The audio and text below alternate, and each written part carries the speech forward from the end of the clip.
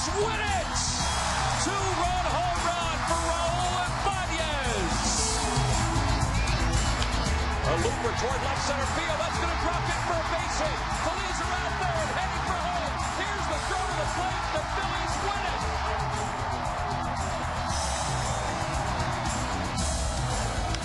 Papa, right side, foul territory. Howard is in, falls off Ruiz. Ball game. Cole Hamels has thrown his fourth career shutout. The left-hander is back. Got it. High fastball swung on and missed, and Cliff Lee has thrown his third complete game in a Phillies uniform. In the air to left field, Soriano goes back. That's going to be a game winner. A three-run home run for Jason Worth.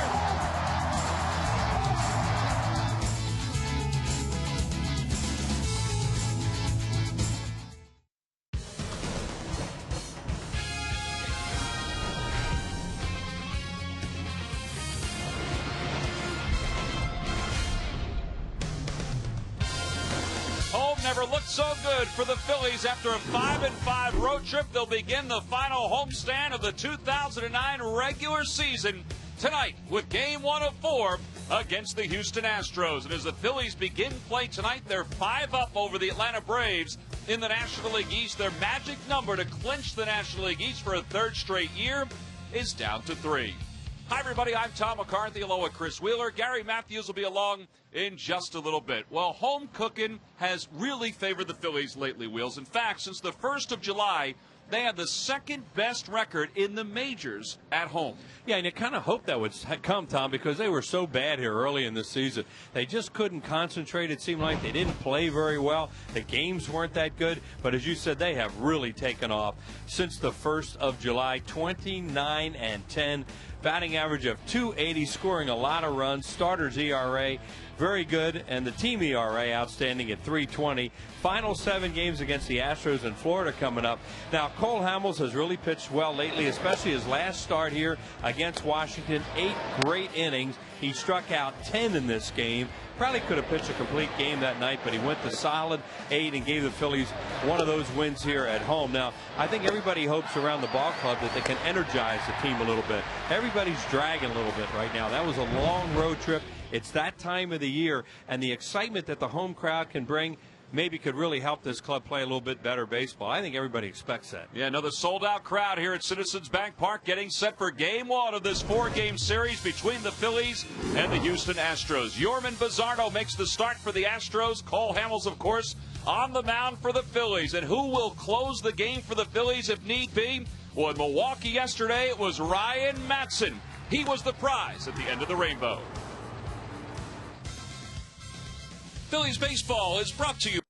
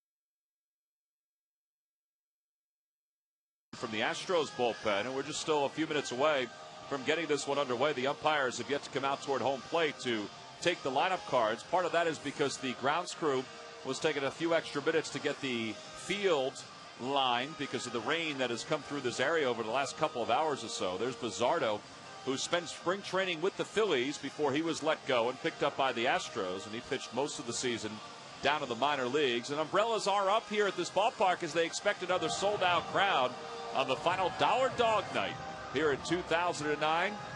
And they're also hoping that the rain, which has been falling for the last hour or two here in Philadelphia, will conclude and will get this game underway without any kind of delays. So the Phillies are just waiting for the umpires to come out from their locker room and take the lineup cards at home plate, exchange those lineup cards. The Fanatic is waiting as well. Maybe they should send the Fanatic in to get the umpires. This reminds me of spring training, waiting to get those games started. So where are the guys? Well, the clocks aren't synced up. Oh, okay. Here they go. Tim Tashida's home plate guy tonight. Acknowledging the Fanatic as he walks on by. Pete Buchanan's going to walk the lineup card out for the Phillies. Dave Clark, who is the interim manager for the Houston Astros, is walking the lineup card out for the Stros. That's right, Fanatic. Even we as the fans have to wait for the umpires from time to time. Well, the Phillies begin their final homestand of the 2009 regular season. They will begin tonight, 5 games up over the Atlanta Braves. Their magic number to clinch the division for the 3rd consecutive year is down to 3. And also, they begin play tonight a game and a half behind the Dodgers for the best record in the National League. The Pirates just beat up the Dodgers earlier today. Manny Ramirez did not play. Hiroki Kuroda suffered the loss in that one. So now 11-1, the final score. The Pirates defeated the Dodgers. There's Cole Hamels. He's been in the dugout the last few minutes waiting for his team to take the field and get this one underway. And yes, everybody loves Chase, and everybody loves the fact that the Phillies are back home tonight. And let's take a look at the National League records, or excuse me, the matchup between the Phillies and the Astros. The Astros swept the Phillies out in 4 games when these two teams faced each other earlier this year. Phillies didn't score a whole lot of runs in that series against the Astros. No, they didn't play well either, Tom. They really got outplayed. The best game they played was probably the one they blew in the 9th inning. Other than that, they didn't play well. The Astros stole bases, especially Michael Bourne. He dominated a couple games with his legs. So, yeah, they owe them a little bit. There's no doubt about it. The thing about Houston is they're going to run a lot of inexperienced pitching against the Phillies, but they can hit. They can really score runs.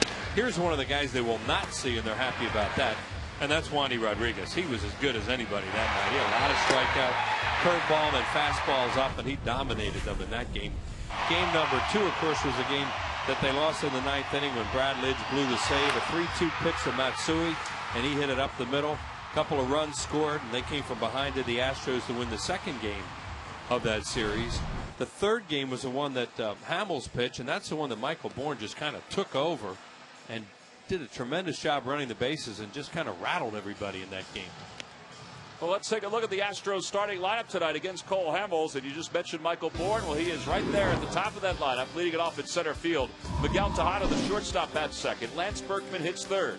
Carlos Lee, the left fielder, bats cleanup. Hunter Pence hits 5th. Jeff Kempinger's over at 3rd base, batting 6th. Kaz Matsui, the 2nd baseman, hits 7th. J.R. Tolles, the catcher, bats 8th, and batting 9th and pitching is Bizzardo. And they're facing left-hander Cole Hamels, making his 31st start of the year. 10-9 with a 4.11 earned run average. And Cole has pitched very well for the Phillies of late. He did not receive a decision in his last start. He allowed 4 runs on 8 hits over 7 innings. He kind of battled his way through that start against the Florida Marlins. Yeah, he did. And he was really good. Of course, that start with Washington that we showed in the opening, that was the start before this. Yeah, he struggled a little bit in that game against Florida, but he certainly pitched well enough to win that game that night. Now you see the Southwest Airlines scouting report. I think that last thing is really important, that his confidence and poise are back, because he had a period of time there where he was letting a lot of things get him upset on the mound, and it definitely affected him. Well, here we go, getting set to get underway, facing Michael Bourne with the rain falling here in Philadelphia. Michael Bourne overall hitting .289 with 3 home runs and 35 runs batted in. The Astros are a very dangerous offensive team, and they can throw some runs at you if you don't pitch well against them. Pedro Feliz playing up on the grass at third of the first pitch. It's butted right side. Howard has it. It's going to be a race. Hamels applies the tag, and he got Michael Bourne. Now that was smart by Cole. He decided not to race it to the bag. He instead grabbed it and applied the tag. A great angle for out number one. Yeah, it was really athletic play. Good. Ryan Howard got it started. There was tremendous communication there because Cole Hamels saw him go for the ball right away. And he knows he's got to get to the bag. But as you said, Tom, he knows he can't beat him to the bag at that point. So he looked for him. And he just happened to see him right by his side and tagged him. Here's Ryan Howard. He does a good job leading Cole Hamels so he can reach over and tag Michael Bourne. And Bourne almost got it started the way that he did down there and dominated the game with his legs. So he has a smile on his face as he's retired for the first out. And here's Miguel Tejada hitting .309 with 13 homers and 81 RBIs. He's arguably the hottest hitter in the National League right now, riding a 14-game hitting streak. Doesn't know if he'll be back with them next year.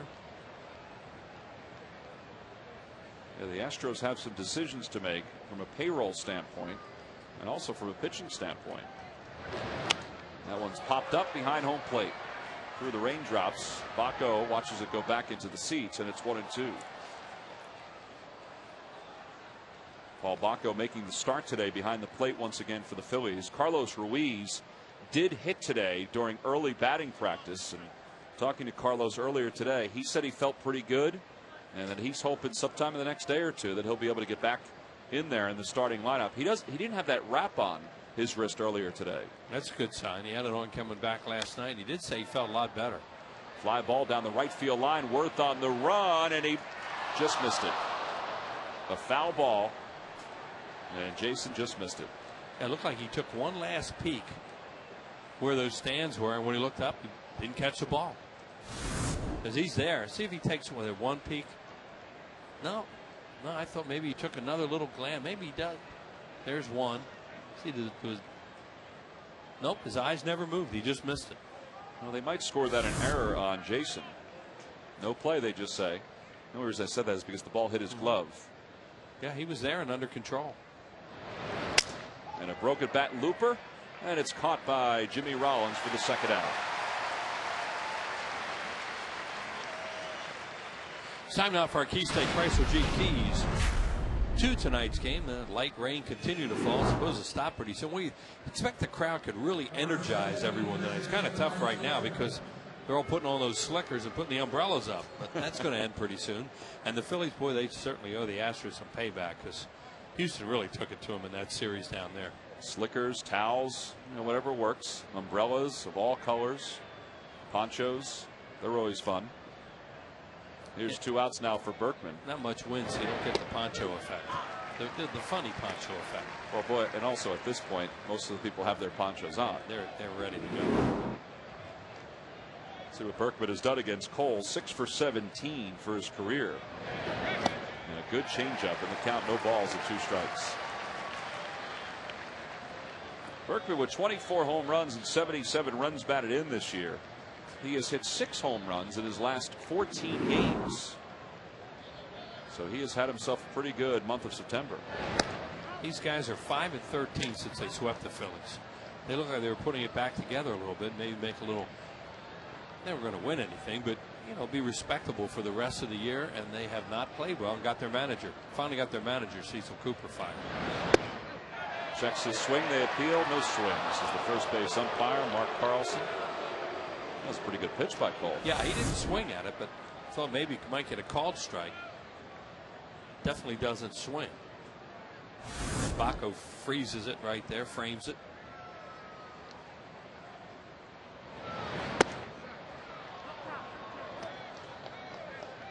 Good to see Cole Hamels pitching inside early in this game. He jammed Tejada, broke his bat, and he's busting inside on Berkman because that can really open up the outside part of the plate for him when he does that, even if he misses like he is. And right now I think we're working on location, what they want to do. A couple fastballs in, might decide to go away. And a changeup down, ball 4, so Berkman's aboard with a 2-out walk. And that's what they did. They decided to go away with a changeup, and Berkman, the fish weren't biting. Cole has only walked now 6 here in the month of September. And just over 37 innings of work. His control has been pinpoint, which is one of the reasons why he's been so successful. 2 walks or less in 28 of his 30 games started. So with a runner on first, he'll deal with Carlos Lee. Lee, an even 300 hitter on the year, and they've got Berkman picked. Ryan Howard had a little trouble getting that ball out of his glove, but no matter. And Lance Berkman is saying that Hamels balked, but Cole picks off yet another one. Boy, he has really worked on his move over the last month. Ryan Howard steps up, makes the clean throw, and the inning is over.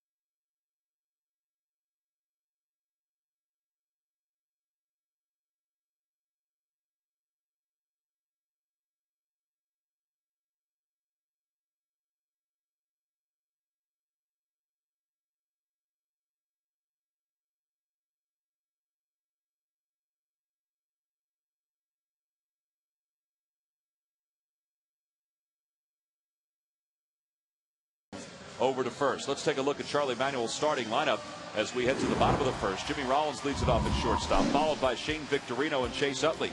Ryan Howard is the cleanup batter. The number 5 hitter is Jason Worth.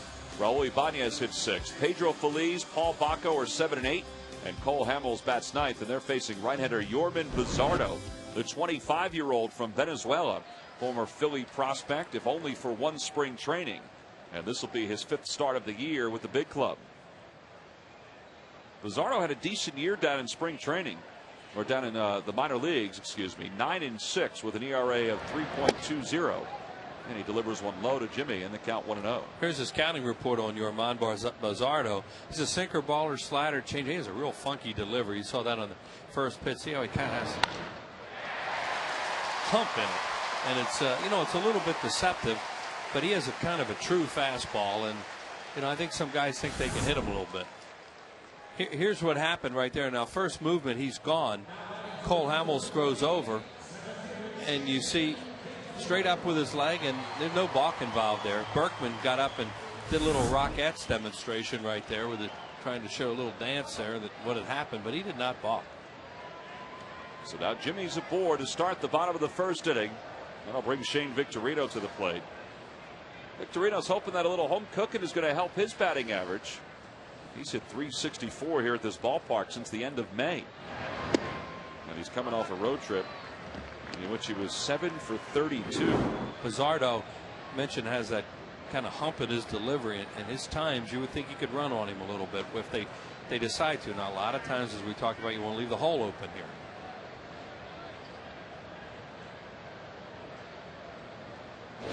He throws over, and Jimmy's back easily. What he has to do is use quick feet to try and hold the runner close, unless he does a slide step. And on the first pitch, he took a little while to get it there.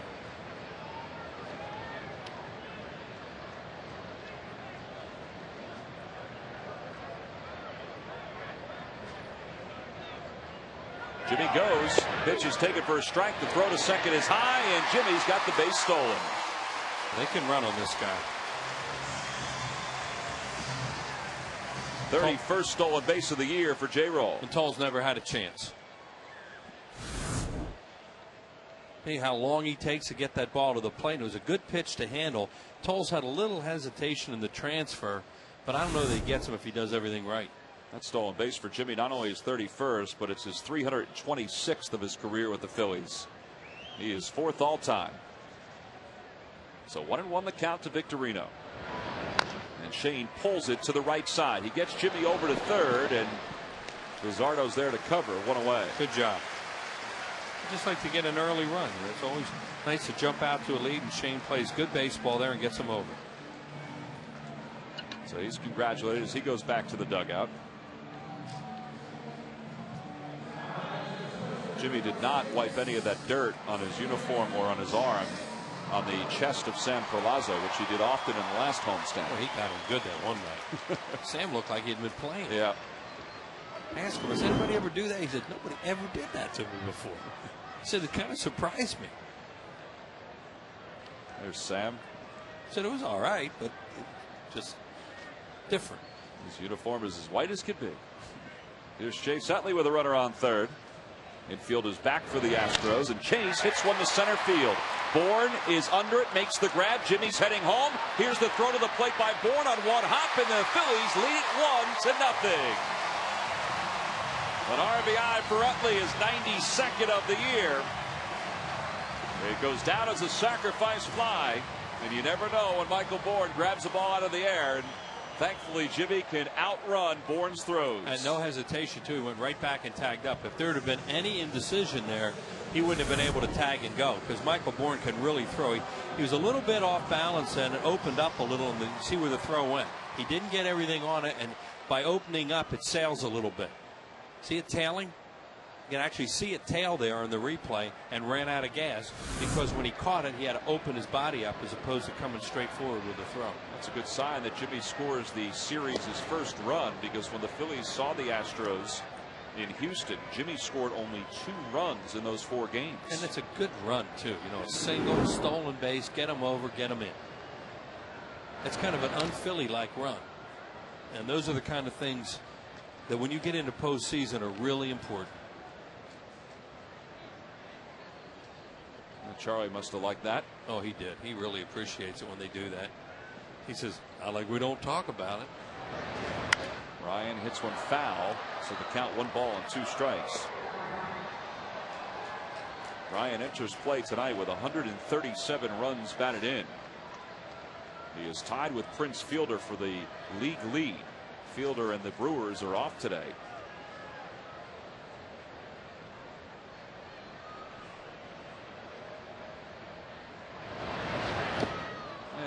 Ryan's down on strikes. The inning is over. Went after a changeup out of the strike zone, but the Phillies, well, they get the early lead. It started with a base hit from Jimmy Rollins and a little small ball. He used his legs with the stolen base, and then eventually scored on a sac fly by Chase Utley.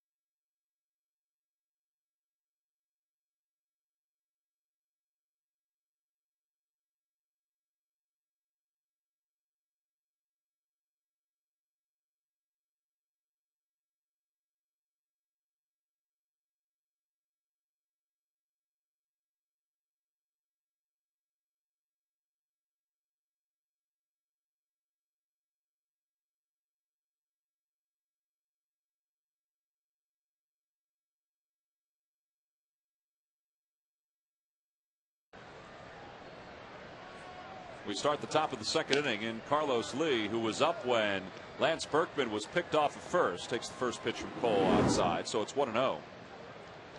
Lee has had an unbelievable run against the Phillies during his career with 10 home runs against the Phillies. This year he's hitting .300 with 26 home runs overall and 99 runs batted in. And he pops that one up. Shallow left. Raul Ibanez comes running in. It's a very wet outfield. Raul was able to make that grab. So 1 out.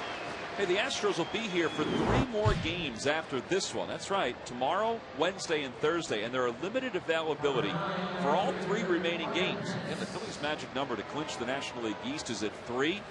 And you figure that the Phillies are hopefully going to win the National League East title at some point during this homestand. So you want to capitalize now. Log on to Phillies.com. Here's Hunter Pence.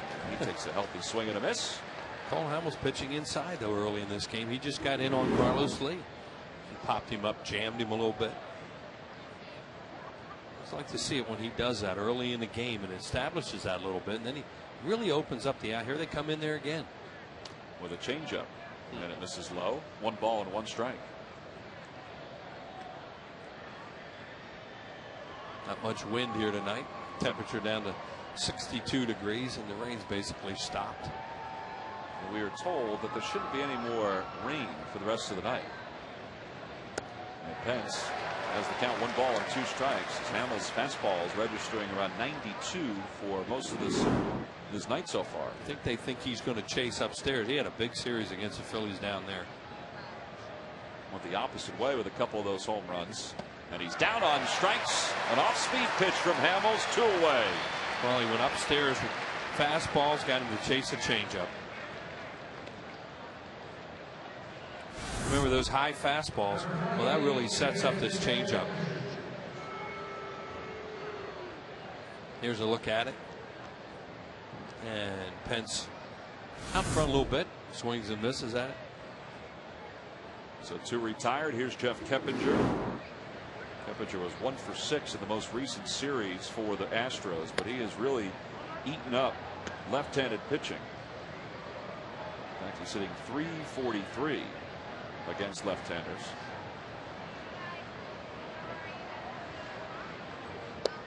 And the count 2-0 to him.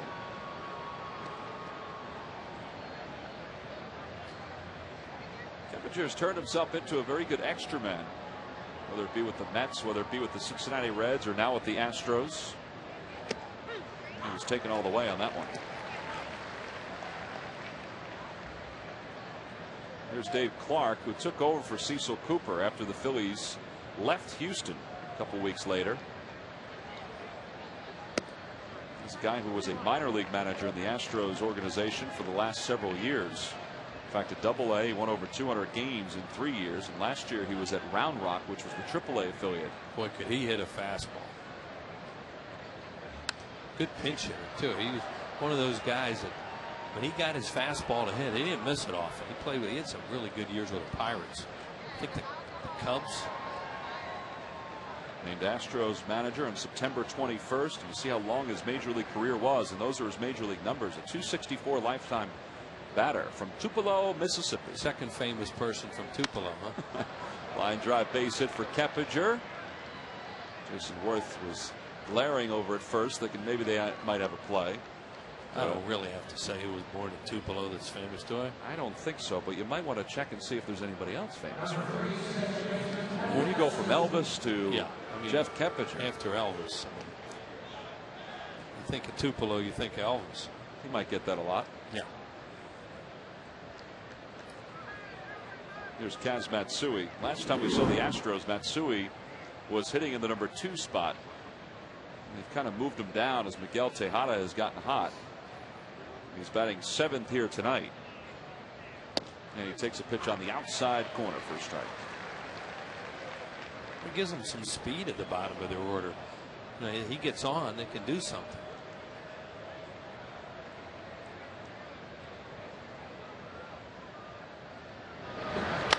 Back to the box. Nice play by Hamels. Very comfortable. And the inning is over. He allows a base hit, strands 1. We've played 1.5. The Phillies lead it 1-0.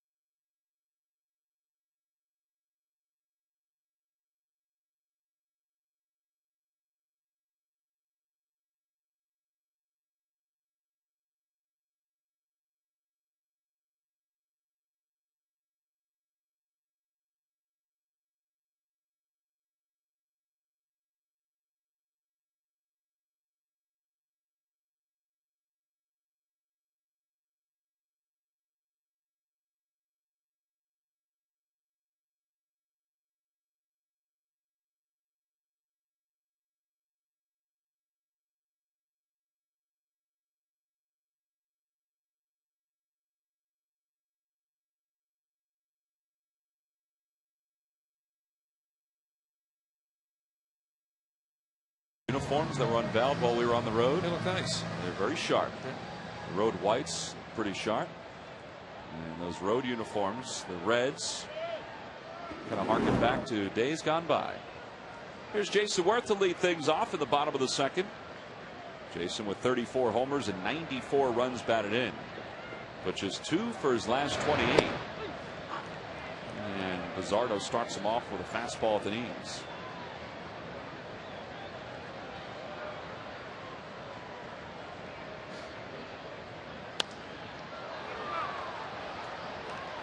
On the Toyota Major League scoreboard, Anibal Sanchez is not throwing the way he threw last week against the Phillies, at least not so far. The Braves, who have won 6 consecutive games, lead at 2-0 as they scored 2 in the bottom of the first inning. Braves have won 14 of their last 16 ball games. The Phillies knocked them off 2 out of 3 in that series down there. Thank goodness. Yeah, that's about the only problem they've had lately. And those were 2 hard-fought wins down there. One of them with a long rain delay. You figure the Marlins should give them a good run this series. It's in Atlanta. And the Marlins had a base runner in scoring position in the top of the first, didn't score. They've got a base runner to start the second, so we'll see if they can get some runs. The Braves are really thinking about the wild card right now. They have jumped into that big time. Yeah, they begin play tonight 2.5 games behind the Rockies, who, as we mentioned, are off tonight and begin a series with the Brewers tomorrow. The Braves have gotten everybody's attention, including the team's directors of travel, who now have to book accommodations in Atlanta. That came out of nowhere. There's ball 4, and Jason Worth is aboard with the leadoff walk. Frank was talking about that last night for the Kopenbarger. Yeah, get with his contacts in Atlanta, because you could wind up having to go there the way things are right now. There you see the wild card. The Rockies with 88 wins, 20 over 500, 2.5 ahead of Atlanta. And the Rockies have got to be looking at the Atlanta Braves and thinking, well, they look like us from 2007. Where'd they come from? Well, they excuse me, Tom, they pitch great. You know, we've seen enough of them. They're starters. Their starters never have an off night. Here's Raul, who has 6 home runs here in the month of September, which leads the Phillies. And you figure that he's going to give Jason Worth a chance maybe to swipe a bag, or try to. Jason only has 3 stolen bases since the All-Star break.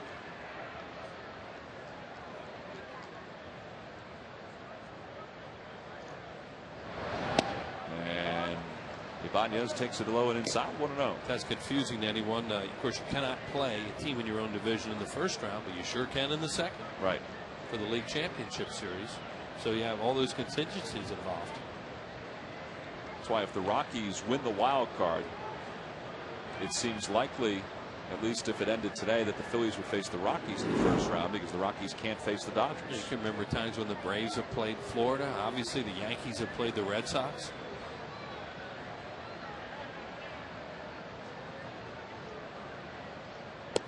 That one's in there for a strike. It's 1-1 to Raul.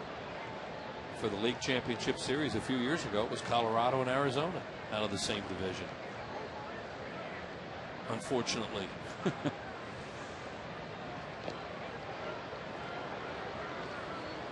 The Lucky McDonald's Phillies home run jackpot contestant is Twyla Keenan. That's a cool name. From Harleysville, Pennsylvania. If the Phillies hit a home run at tonight's ball game, then Twyla will win $100.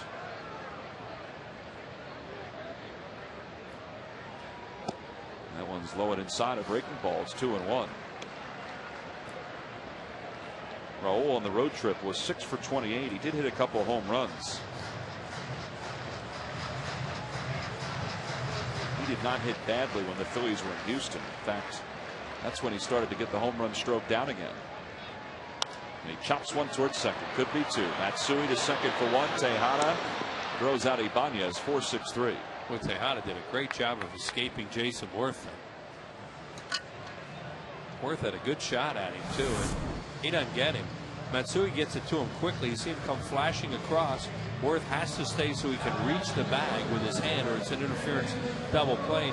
See how quickly Tejada got way out away from the bag, and he couldn't get to him. Tejada has had more chances at shortstop than any other shortstop in the National League.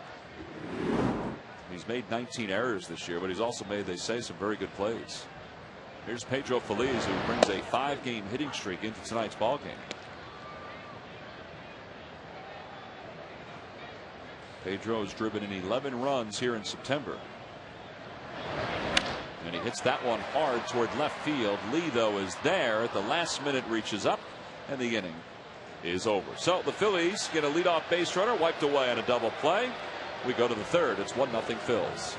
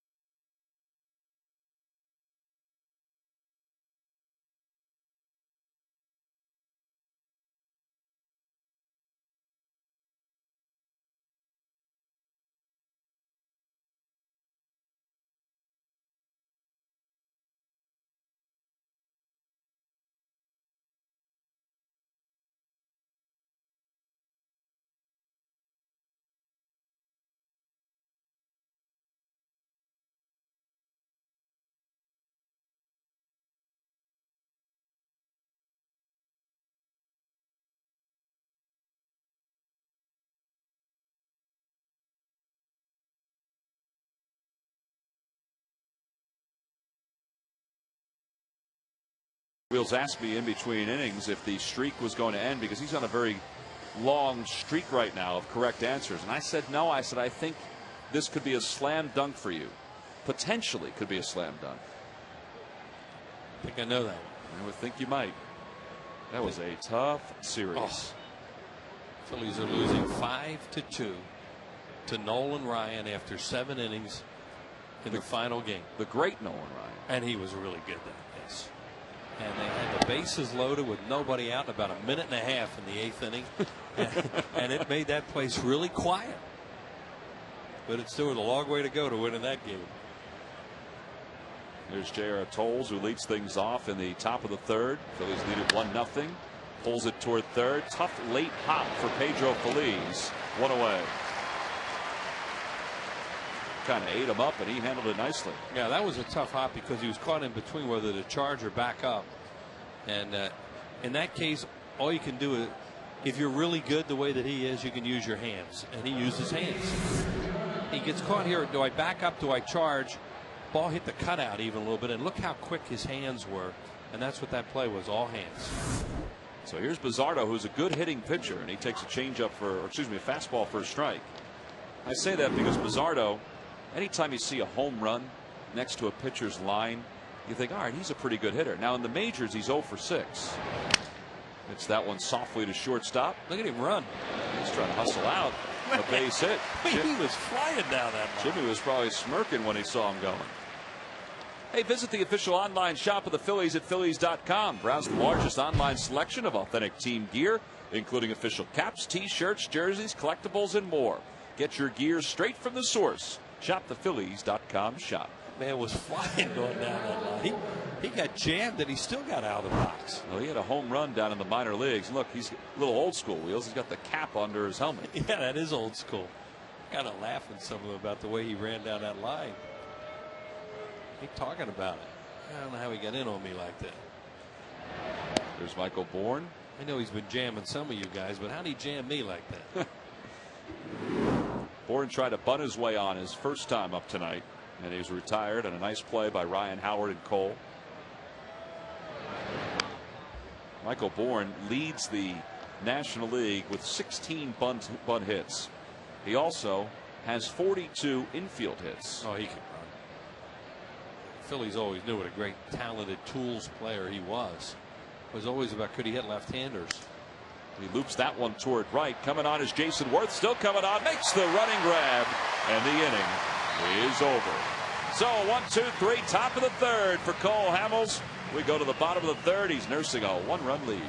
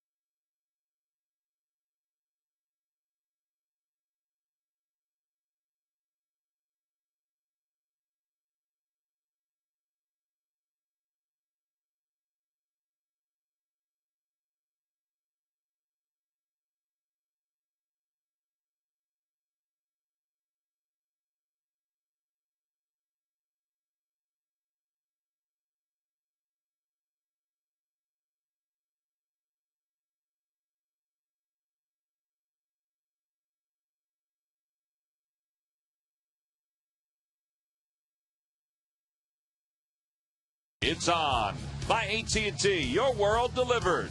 And by Dodge, live strong, live bold, live now. Dodge, grab life. Oh, from Citizens Bank Park, it's game 1 of 4 against the Astros.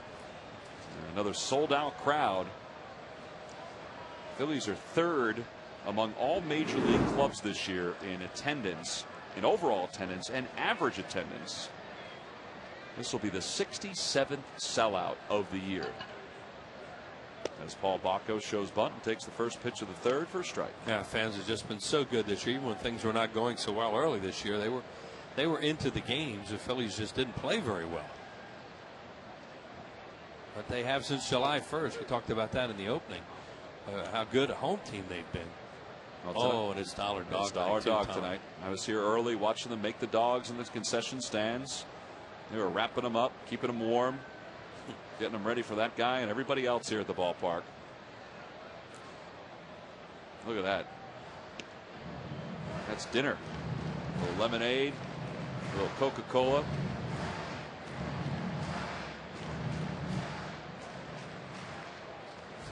Put them right on the dugout. And, you know, everybody's got to be a little different, or some have to be different. Bacco stays alive. The count remains 1-2. Well, you see the Phillies 30-18 since the 1st of June. Since the 1st of July, they're second to the Yankees in home record. But since the 1st of June, they're second to the Rockies in the National League. As Bacco goes down swinging. And one away, second strikeout for Bizzardo. Well, if you want to be part of these crowds here at Citizens Bank Park in 2010, the Phillies are taking deposits for full and partial ticket plans. You can call 215-463-5000 tomorrow or log on anytime at Phillies.com. We have plans for all different styles. Bizzardo last time out against the Cardinals was sailing along, and then bang, they got to him. So you know, hopefully they're on a recon with him right now. Cole rolls one toward the first base bag. He's retired for the second out. Have a better idea of how to approach him as the game goes along, because he's mowing him down right now. Well, in his last start, you see his line: 6 runs, 6 hits, 2 walks, and 2 strikeouts. We mentioned that he was with the Phillies in spring training. It was kind of a blink because he only appeared in 3 games for the Phillies in spring training. He allowed 2 runs on 6 hits in 3 1/3 innings of work. And then he was gone. But he had a good year in the minors for the Astros. Here's Jimmy, who scored the only run of the game back in the first.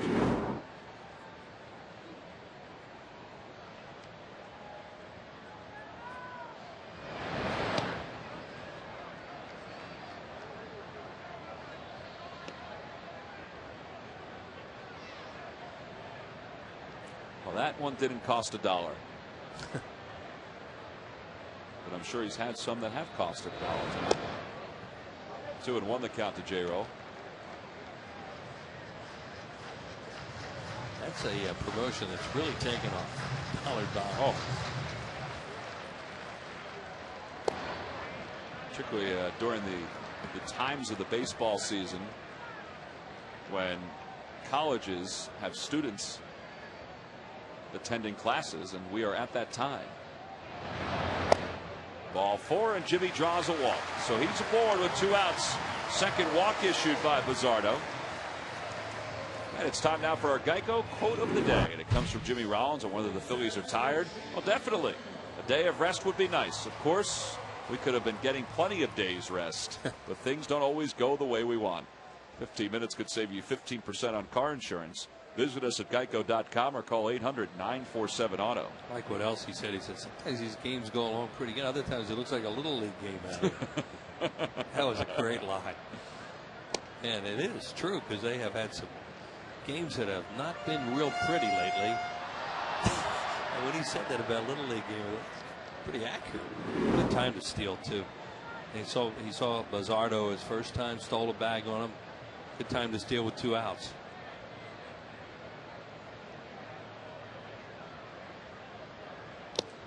That one's in there for strike 1. 1 ball and 1 strike. I think we've seen Bizzardo so far. I'm sure what they picked up on over there is that he's pretty quick with his feet to first base. But if you figure out when he's going to the plate, he's not quick. And Davey Lopes is the best at that. Wow, they must have figured out right away that he was coming over because Jimmy was only 1.5 feet away from the bag. He had actually started back, stopped, and then just walked back another step. So whatever Bizzardo did right there indicated he was going to come over. But his feet are quick. You got to be careful.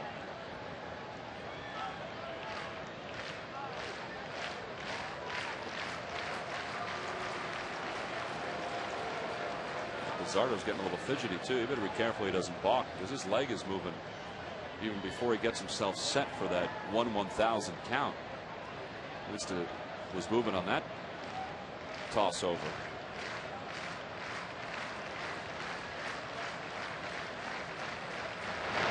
Jimmy was thinking about going a high chopper that backs Matsui up on the outfield grass, and he's got enough on the throw to nail Victorino for the final out here in the 3rd. So the Phillies strand one here in the bottom of the 3rd. We're through 3. It's 1-0 Phils.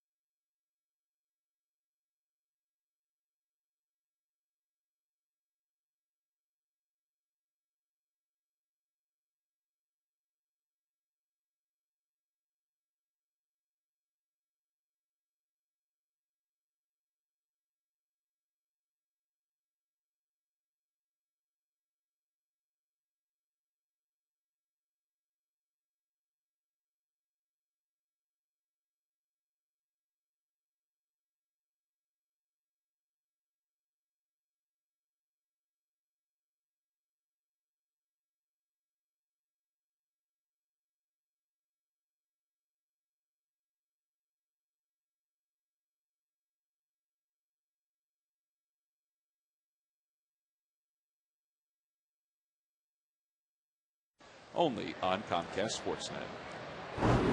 3 in the books. Gary Matthews joins us as we go to the top of the 4th, and Miguel Tejada whiffs at a changeup in the count 0-1. Tejada looped one in the air to shortstop his first time up, so he's 0 for 1.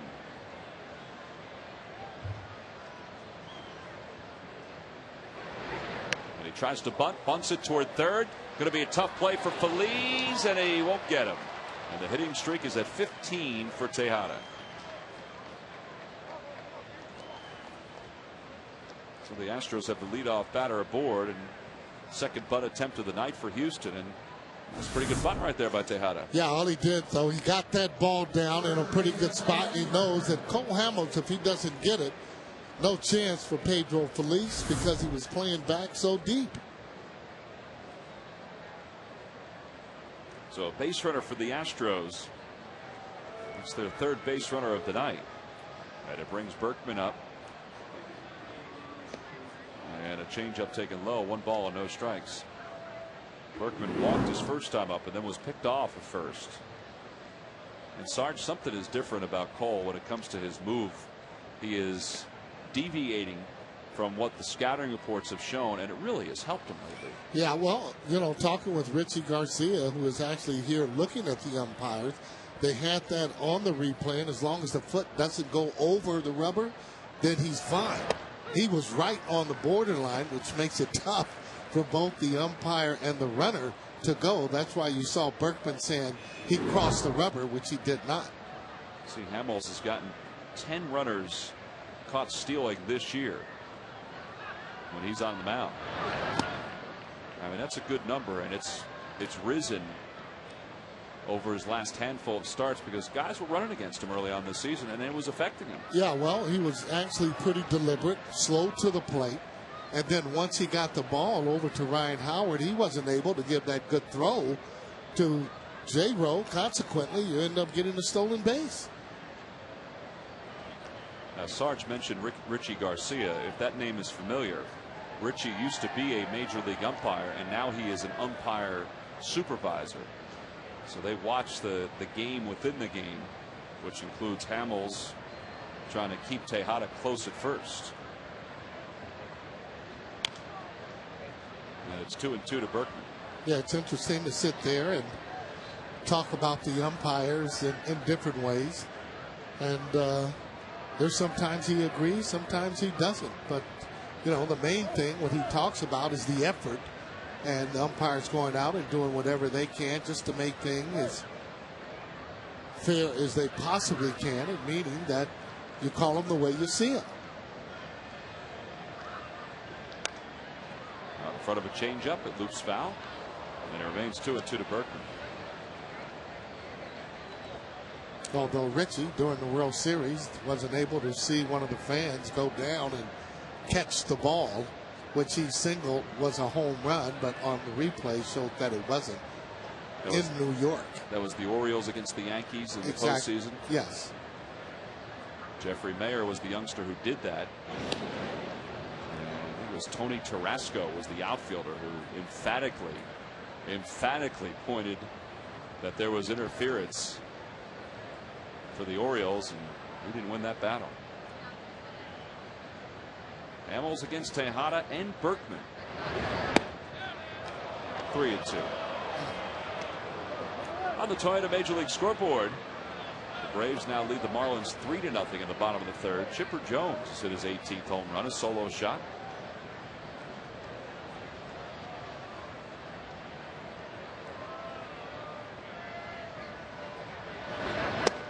Ball 4, and Berkman is aboard. Back-to-back base runners now for the Astros. Cole was trying to sneak a changeup in on the inside part of the plate. So second walk issued by Hamels.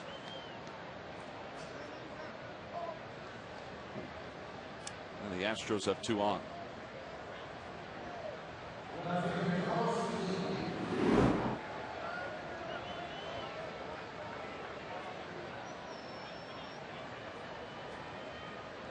Carlos Lee stands in, and he takes one inside, and Baco's going to go out to talk to Cole. He's just missing, Yeah, Sarge. just missing, and he did that on Berkman twice. These kind of hitters, however, you don't want to get the ball out in the middle of the plate, and he has to go out for those corners, and he needs a ground ball right now. Usually you get that when you throw the ball away, or maybe a changeup away to get him to roll over. Have you been impressed, Sarge, with how he's pitched inside so far, though, these first few Well, innings? I tell you what, the last few outings, just the way his demeanor has been on the mound and being able to come at the hitters and not really just going for a lot of the corners. He's been going right at them, and consequently a little bit better. And not only that, his confidence is up. Confidence is up, and the velocity's been really good for Cole since the early part of the year. He said he was battling a little tightness early on this season. He has no tightness anymore. 1-1 the count to Lee, and he lines one foul. And the count 1-2. Notice how he gets that ball inside, and even though the ball was ripped down the third base line, you get less damage when it's down as opposed to being up in the zone. Get that ball up in the zone, has a tendency to go pretty long way, especially out over the plate. Hitters get those arms extended. Coming in again. And he got him on a changeup. Lee, who doesn't strike out often, is down swinging for the first out here in the top of the fourth.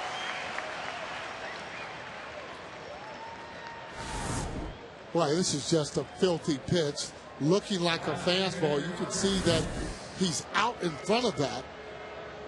That's what that fastball's in will get that hitter to do. Be antsy and swing at that changeup and be out in front of it. We got Pence swinging on strikes his first time up. Let's see if he can get him again.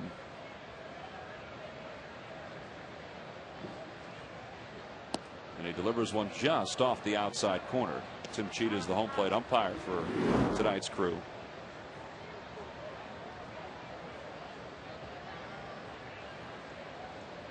He was part of that World Series umpiring crew last year.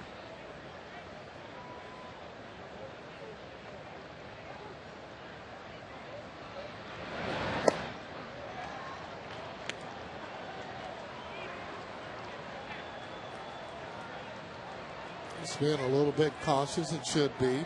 Pence one of those hitters that he can get his pitch, can drive the ball a long way.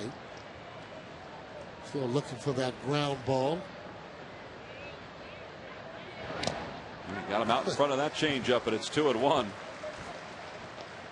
Pence can't believe it, but that arm motion is what makes it so difficult to hit the changeup besides the movement.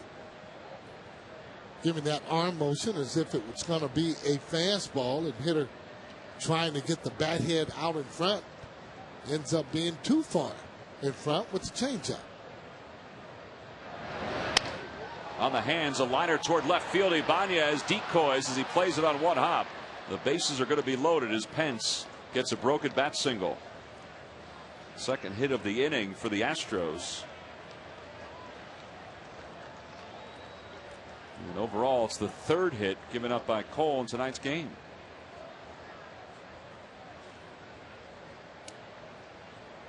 So now the bases are loaded with one out, with the Phillies leading it 1-0, and Jeff Kempinger is the batter. He singled his first time up. It was just his second hit in his last 13 at bats, but I mentioned before, he has really done a nice job against left-handers this year.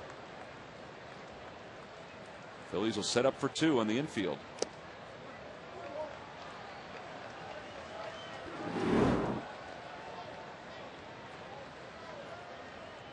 Boy, those are some good numbers with the bases loaded for Keppinger.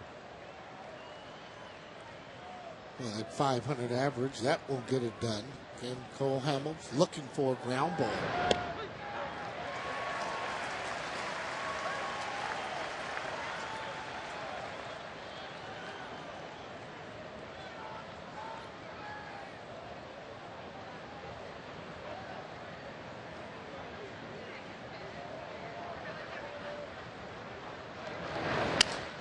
Little looper over the head of Jimmy Rollins. One run's going to score. Here comes Berkman. He's heading home. The throw by Raul is, he hasn't reached the plate.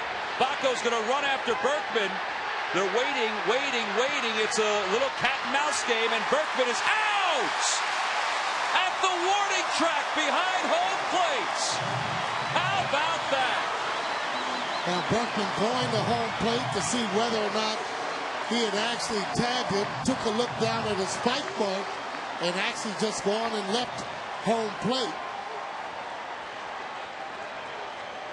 Dave Clark with a very quick conversation with Tim Cheetah. He said, well, he didn't touch the plate.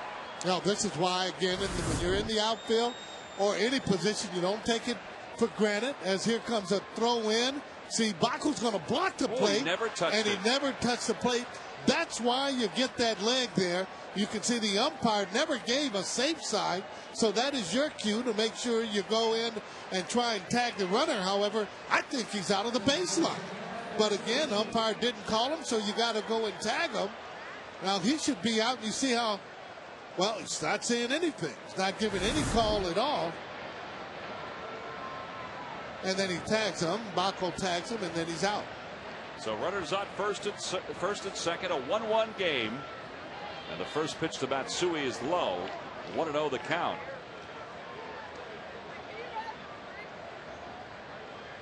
It was interesting just watching Cheetah, the home plate umpire, never signaling anything, just putting his hands behind his back, not signaling out, not signaling safe. And that's the indication to the catcher that this play is still alive. This is a heck of a block right here by Baco. Well, you can see right there whether or not he ends up blocking that plate, and he does a good job on that.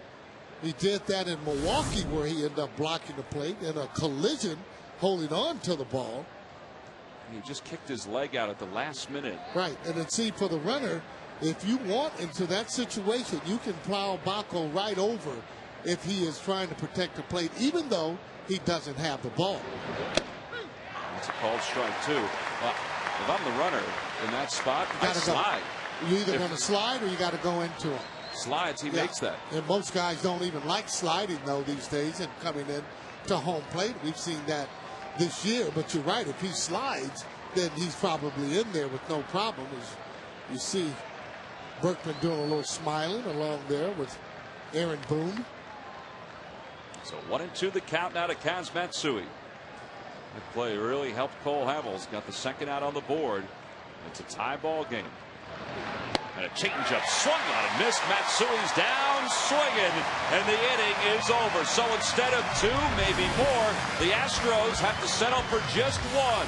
Great defensive play by Paul Baco, who then went looking for Berkman.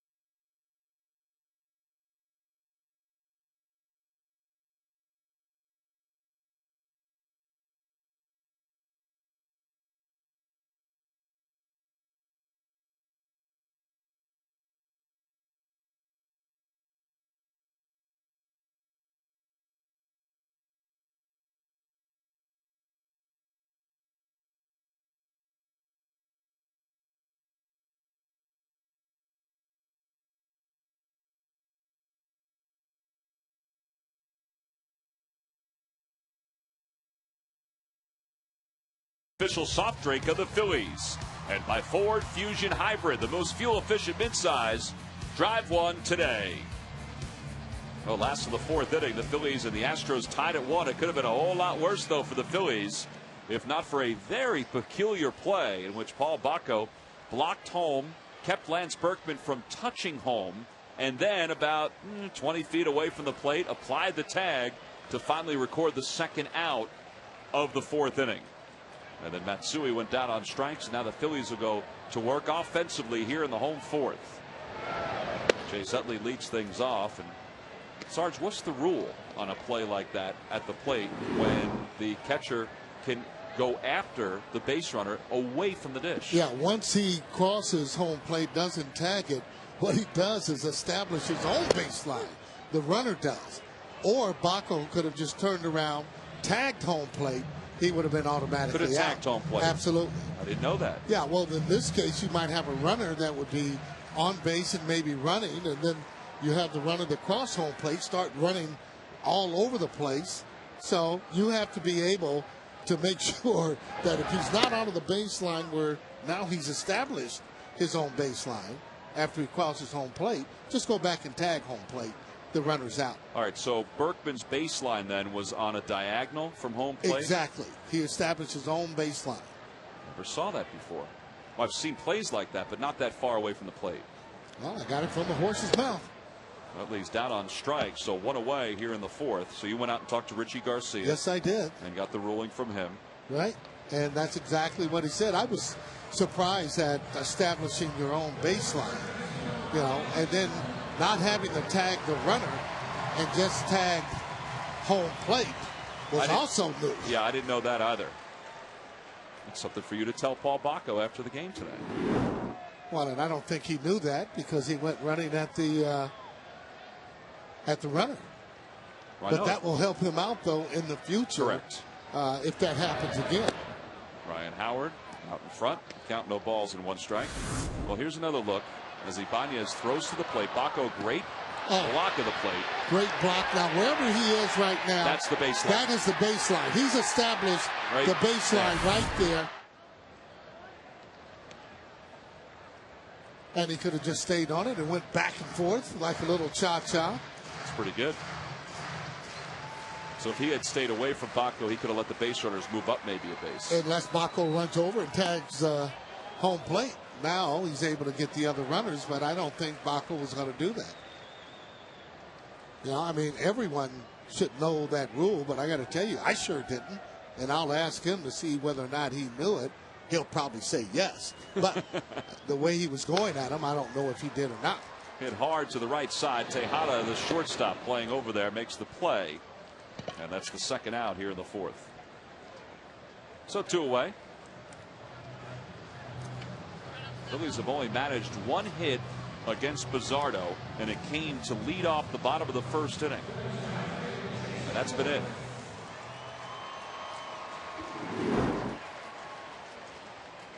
Jason walked his first time up.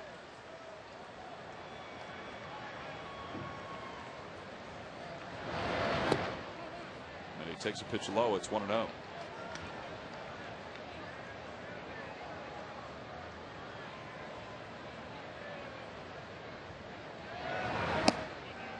Sarge, you've been around Major League Baseball for how long now? 35 years? At least. You learn something new every day? Well, you really do, and especially in terms of the rules. Yeah. Yeah, because if you don't see it on an everyday basis, it's not always fresh in your mind. Yeah, and I got to tell you, Richie knew that right away. I mean, he didn't even hesitate when I was asking him about that. But tagging home plate would make the most sense where you don't have to chase a guy all over the ballpark. Jason walks for the second time in this ball game. A 2-out walk for the Phillies. It's their second one with 2 outs. Third overall. And now let's see if Jason tries to take off at all against Bizzardo and just kind of force the action. Yeah. What I'd like him to do is maybe give Ibanez a shot at a fastball or trying to drive that ball. Then pick out a pitch maybe where you're going to get a breaking ball or off speed to try and go. Raul takes a fastball for a strike, and it's 0-1.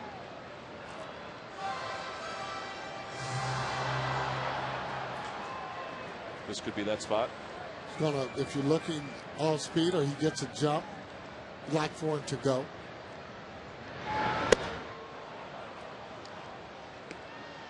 Definitely now. Banez behind a fastball 91.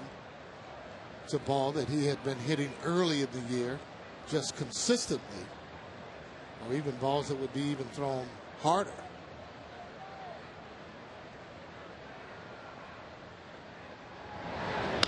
Opposite way, little floater toward the line. Lee on the run, makes the grab. And the inning comes to a close. So the Phillies do get a base runner, but he's stranded on first. We've completed 4. It's a 1-1 game.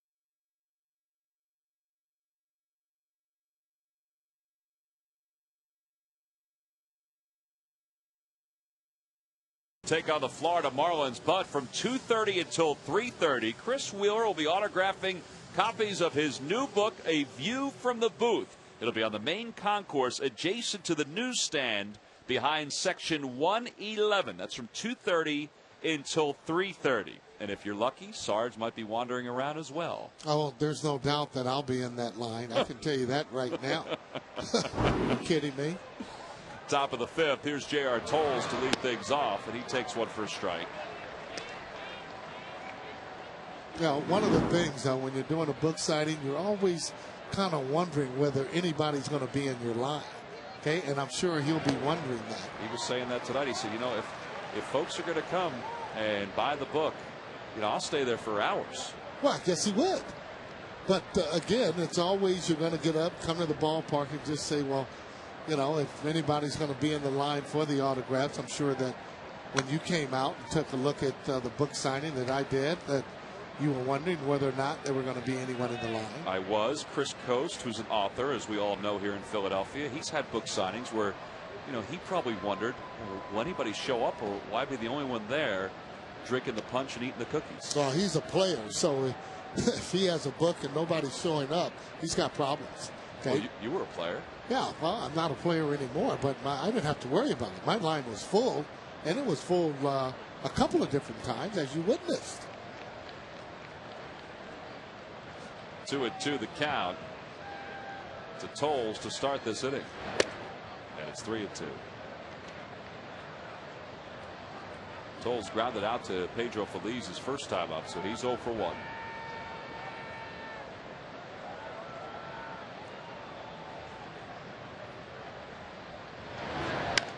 Another chopper toward third, backing up Feliz. Tolles runs pretty well for a catcher, but Pedro has a cannon over there at third. One away. Well, he just set himself, and very seldom does he throw the ball away once he gets the ball, but he has soft hands, And he has great accuracy when he gets ready to throw the ball. Right over top, gets him by plenty. Big target at first base and Ryan Howard. One down. Here's Bizzardo. He grounded to Jimmy his first time up. And he takes a strike after showing bunt.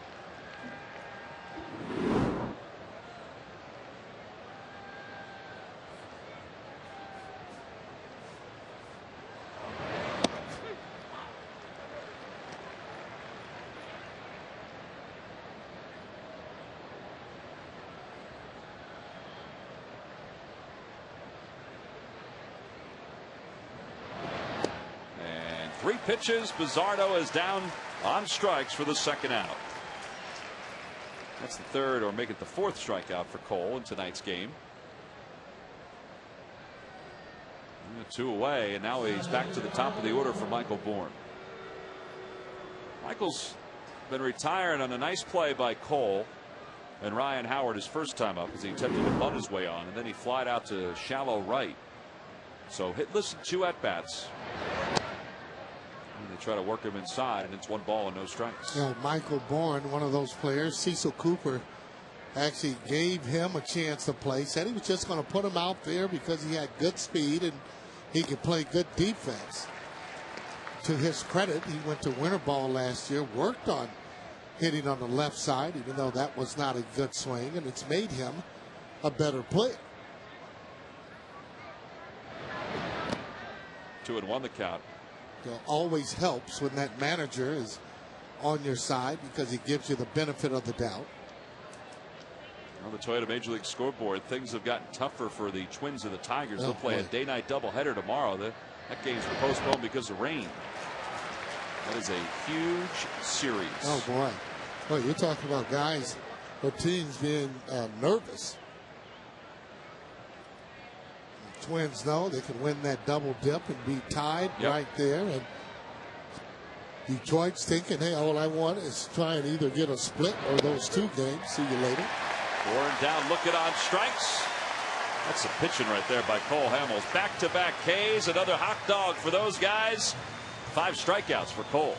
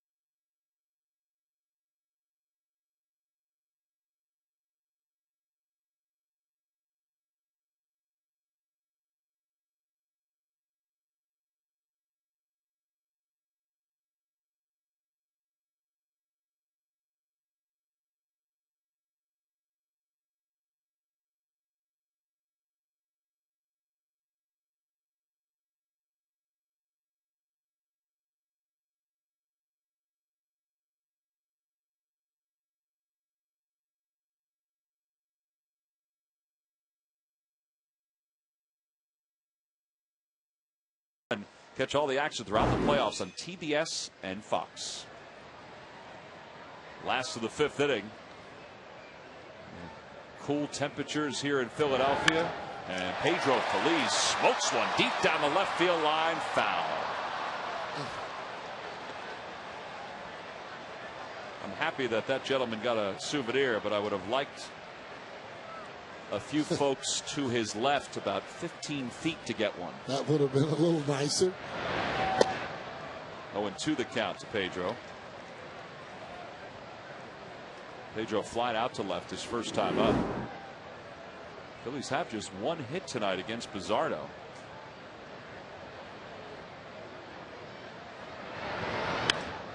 Looper toward left. That's going to hang up for Lee. Well, this kid is just 25 years old. Yorman Bizzardo. This is making his third straight start. His third straight turn through the rotation for the Astros.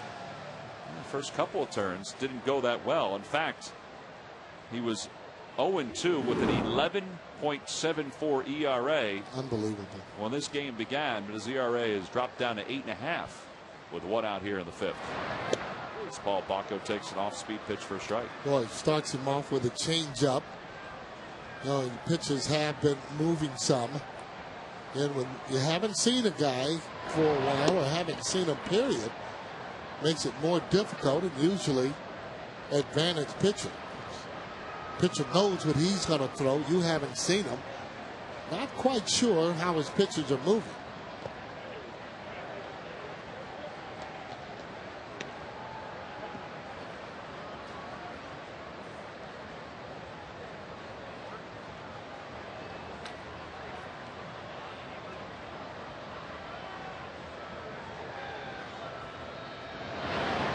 Chopper right side. Berkman backs up on it. And there's the second out of the inning. Well, Bizzardo this year in the Pacific Coast League was third in ERA. His ERA was 3.20.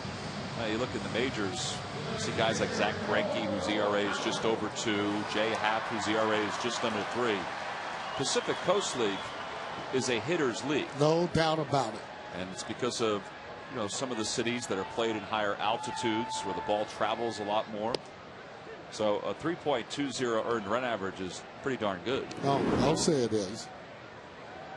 We had a center fielder by the name of Jimmy Williams, had 21 triples that year. Going to the count to Cole. He may have broken his bat.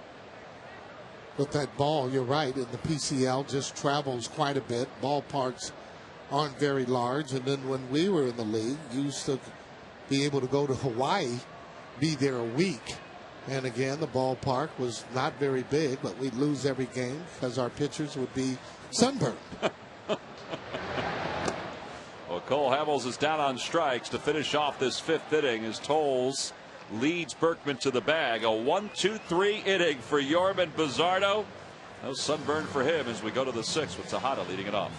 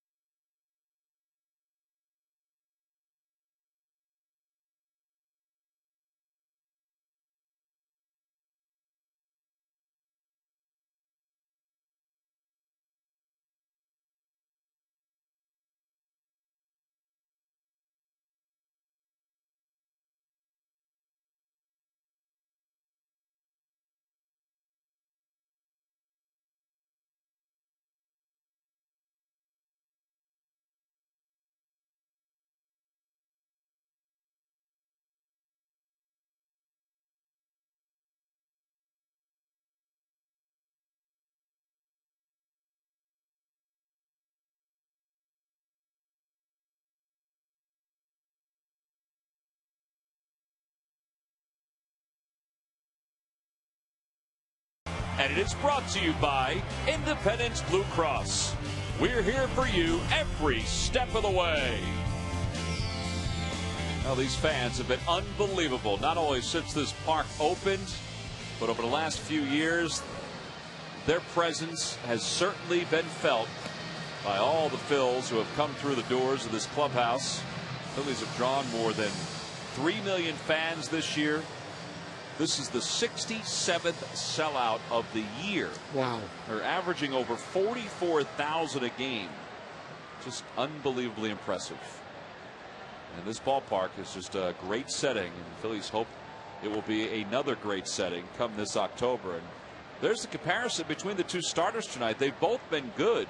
Luzardo, surprisingly, has allowed only 1 hit. As Tejada takes one low, it's 1-0. You would think that would be a guy that Fighting Phils could be able to handle. And again, when you haven't seen him, and then he starts to have movement on the ball, he's just not throwing fastball and fastballs. He's had a pretty good breaking ball. And Cole needs to continue to try and stay ahead of the hitters. Becomes less effective when you're down in the count. Well, he's behind 3-0 to Tejada, who reached on a bunt single his first time, or his last time up. 75th pitch of the night for Cole.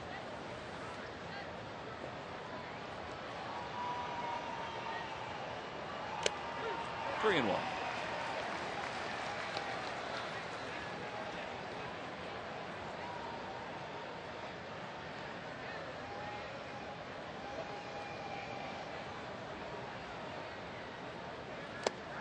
Well, he is throwing some pretty good changeups to some really good hitters. Carlos Lee, Tejada, Pence, Berkman.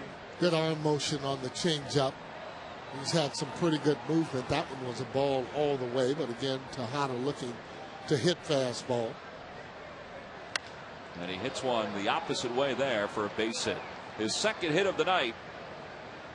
And he's aboard to start this 6th inning. So the Astros have a base runner. That'll bring Lance Berkman to the plate. Hey, during the course of the season, we get some great shots from over that first base dugout. And Mike Miller, who has been a cameraman for the Phillies for a long time. Most memorable game, the final game of the 2008 World Series. I want to thank Mike for all of his great shots that he has been able to take over the years. He has been a fixture over on the first base side during these Phillies television network games. Our cameramen are some of the more talented folks that you will find in all of Major League Baseball. They get some great shots, and that's Mike's shot right there.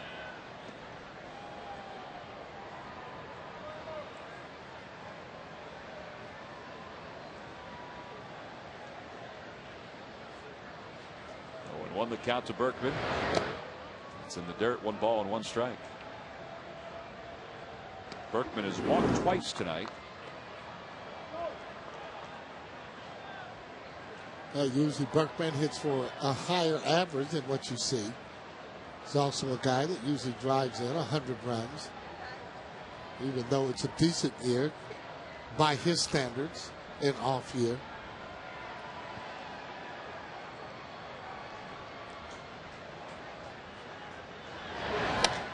It's that one the opposite way, deep down the right field line. It's slicing foul and out of play. One of the reasons that Berkman has had so much trouble this year with his batting average, Sarge, is probably what he's done against left-handed pitching. You know, he's hitting just .224 against them, but he is an RBI guy, as you see right there from those numbers. Since 2001, he is 4th in Major League Baseball. It's a lot of RBIs. He's right behind Manny Ramirez. He will drive in runs, no question. Opposite way toward Jason Worth. Slicing away. Jason makes the running grab.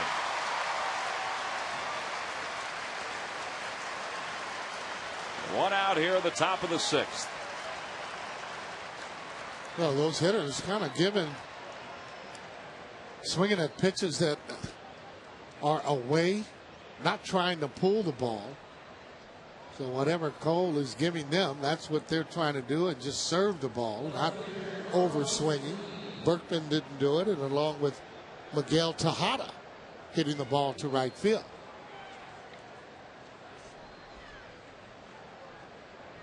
Carlos Lee 0 for 2. He's flied out. He's struck out. And he lines one just past Jimmy and into center field. Tejada will stop at second. That ball was not hit that hard, and Jimmy did everything he could to try to get it. He was shortened up a little bit. So Lee has a base hit.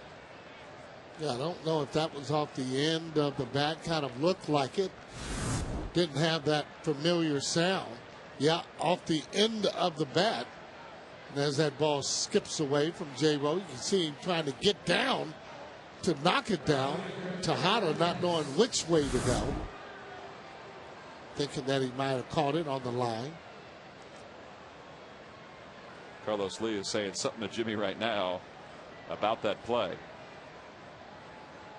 There's El Caballo.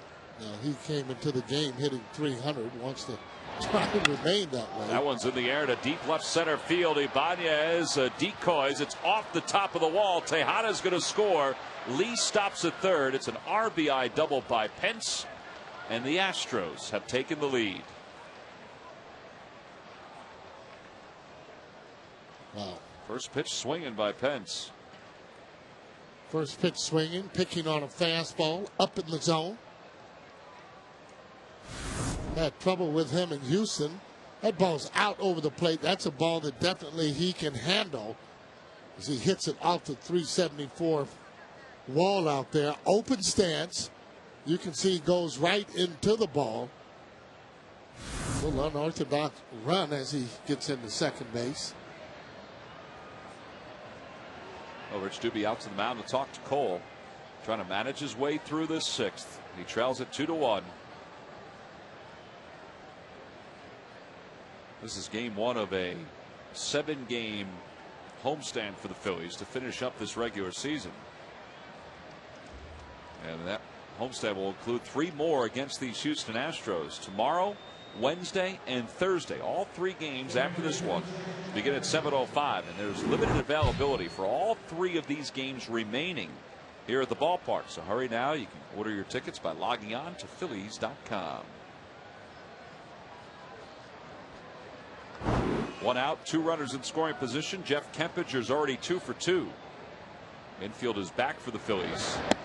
And a changeup on the outside corner. It's 0-1. Cole looking for that strikeout. Don't even want him to make contact here. Ball is hit to shortstop or second base. Well, everybody is playing back, so I would imagine the runners will be going.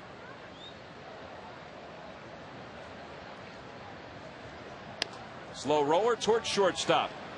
Lee comes home. The throw goes to first, and it's now 3-1 Houston. The out is recorded. And over to third base goes Hunter Pence, and it's an RBI for Kempicher, his second one of the night. The expectation is, Sarge, you get the outs because the Phillies, in their mind, feel like they can get some runs against Rizzardo. Yeah, you don't want to play the infield in too, especially after a guy has 2 singles, because if he does, he ends up getting both runs in. Cole just needs to see his way out of this and not give up any more damage so that offense can get back to clicking. Pop up. Foul territory. Up the third baseline. Pedro Feliz ran into the runner. Interference has been called. The out is recorded anyway, and the inning is over. So the Astros scored 2. They break this tie and take a 3-1 lead. Jimmy will lead things off as we go to the bottom of the 6th.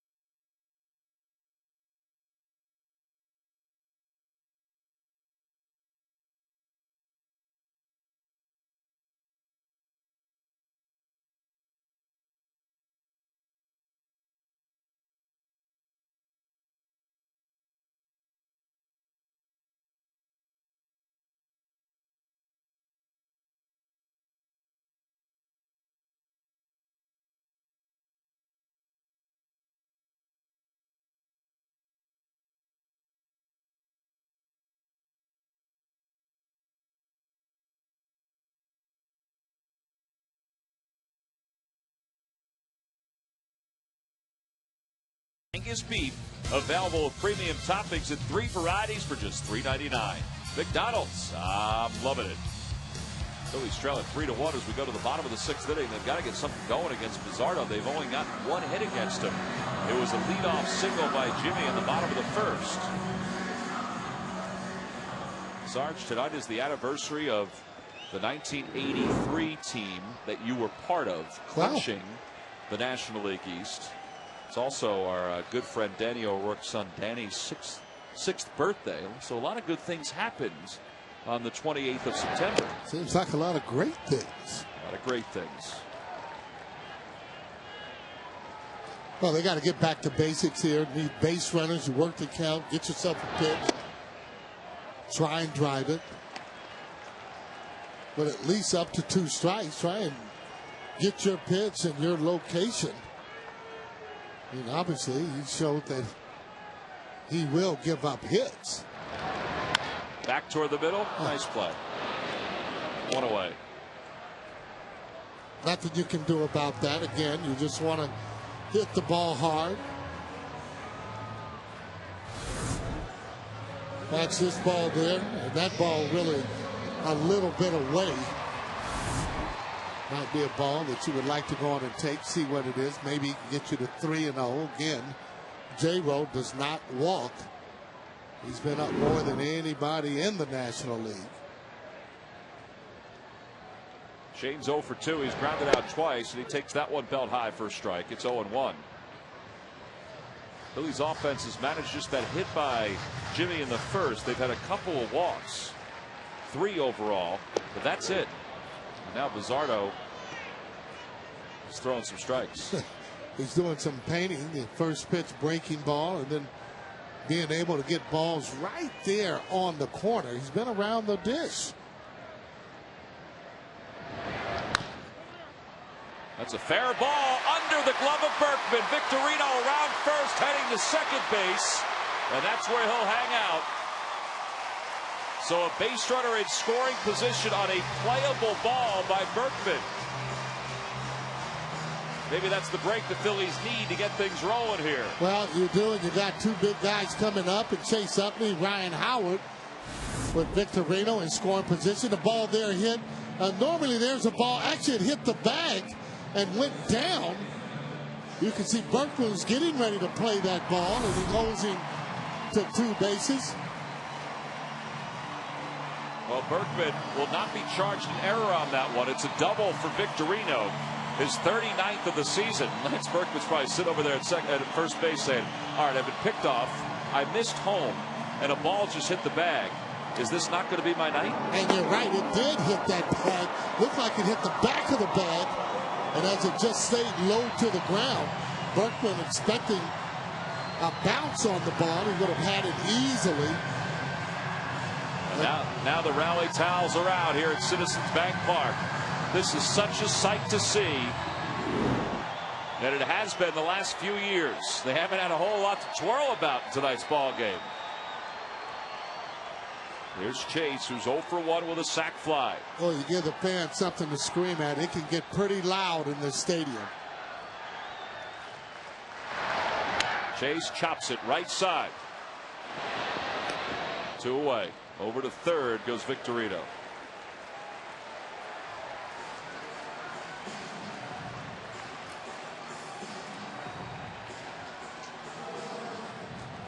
So now it's up to Ryan Howard as Bizzardo just takes a stroll behind the mound.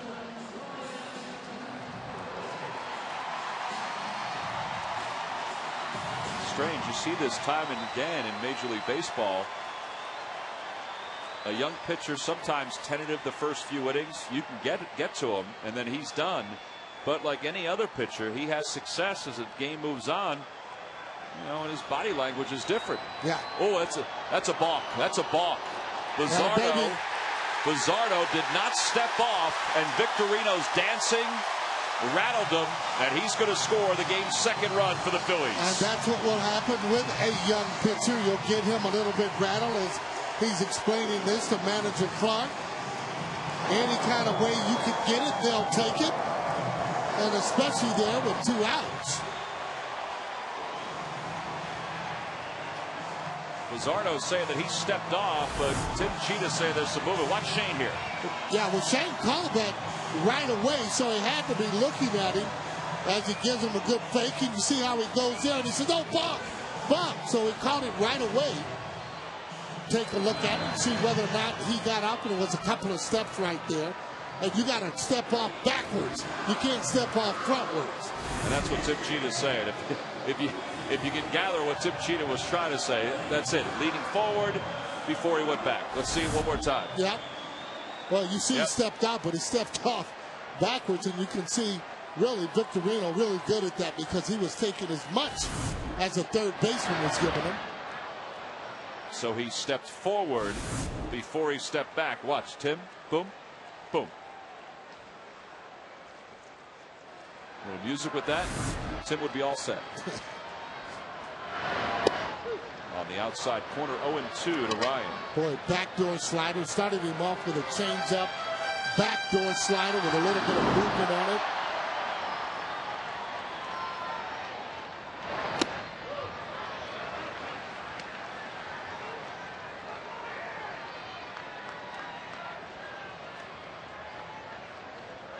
Tim Burdack is the left-hander. Sam Gervasio is the right-hander for the Astros. Got that one up to 94. Boy, haven't seen a fastball that high. A little bit reserve that he had left in the tank. But you want to make him get the ball up as opposed to down. He seems to have a lot of movement, especially with that changeup he's been throwing.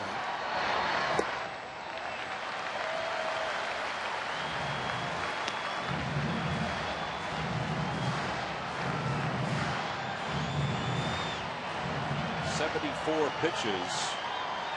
This will be number 75. 3-2. Now, if things don't go right, they end up gripping the ball a little bit tighter. Give credit to Victorino, however, for rattling, making him go through a balk.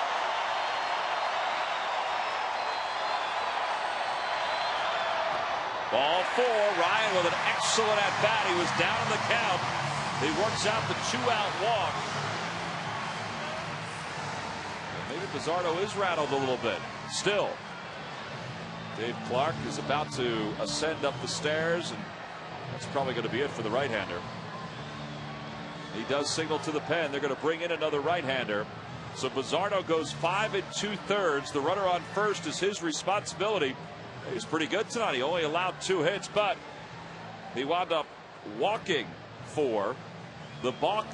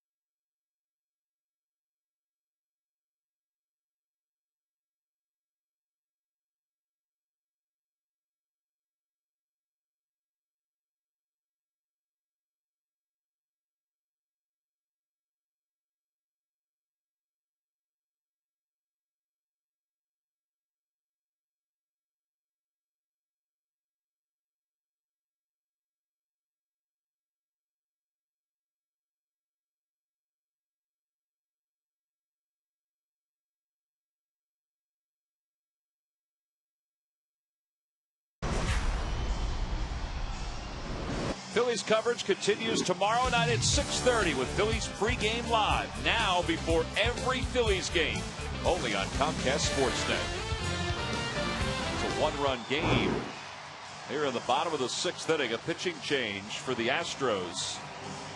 Phillies have the tying run on first. Sammy Gervasio is the new pitcher for the Astros. He's had a good year. This is his 24th game in the big leagues. He's 1-1. His ERA 2.08. Look what right-handers have done against him.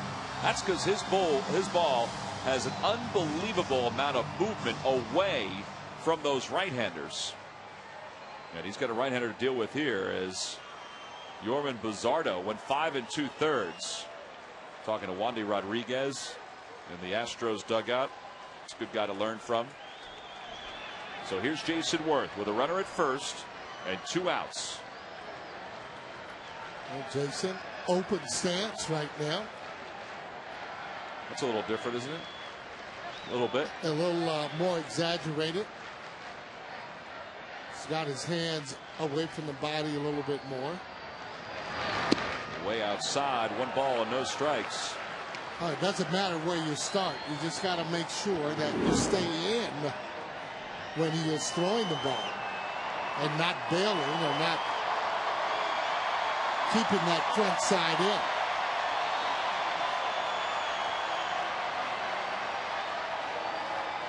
Ryan Howard goes. The pitch is taken outside. The throw to second, not in time. And Ryan is in scoring position with his 8th stolen base of the year. What a great jump by Ryan Howard.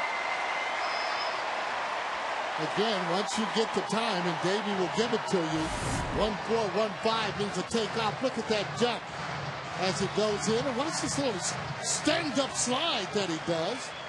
The big fella getting down there and knowing exactly how to get up and down. Very nice. 2-0 the count to Jason.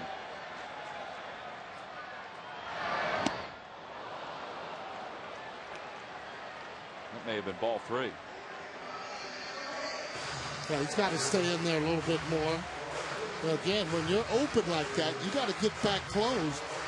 If you remain open and just swinging more with your body, you got to get those legs in there. It's going to be difficult to really drive the ball unless it's middle in. Oh, what a play by Toles. Well, he caught Gervasio in the minor leagues, so he knows what kind of stuff he has. Gervasio had nowhere near the success in the minors this year that he's had here in the big leagues. Well, he got down and he blocked that. That's one of those really lucky ones that lands right in your glove. He didn't have the body in front of that, but he made a great play to save that ball. That's what first batters have done against the slightly built right-hander.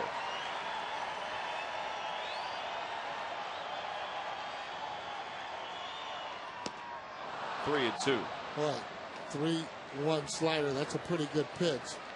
He comes at the right-hander with a little bit of a kick going toward that third base side, and you got to stay in there, and he just took a little bit off of that slider that he threw to Jason Worth.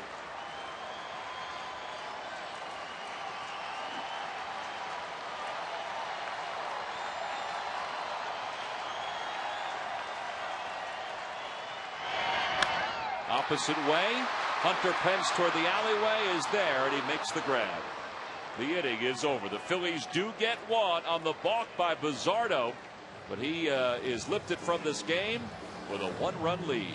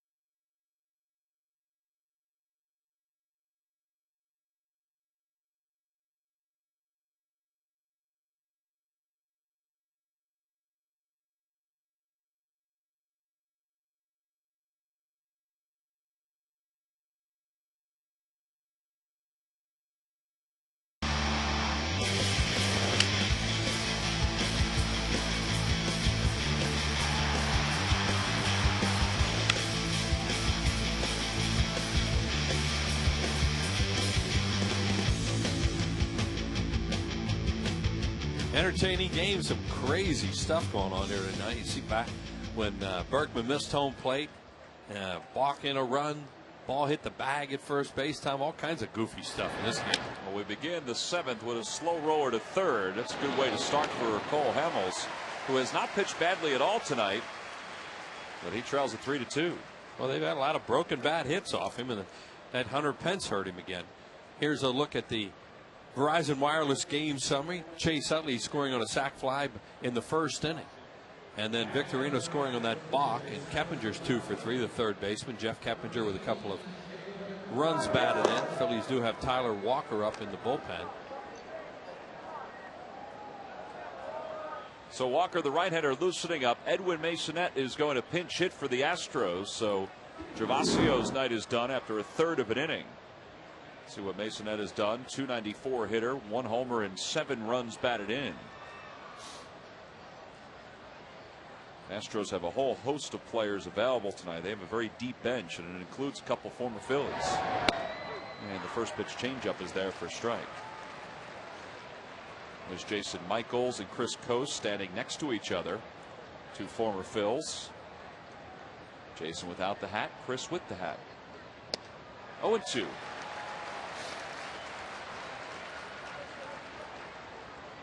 Masonette is 3 for 8 as a pinch hitter. And I thought that Minute Maid Park was a hitter's park, but he seems to enjoy the road a lot better.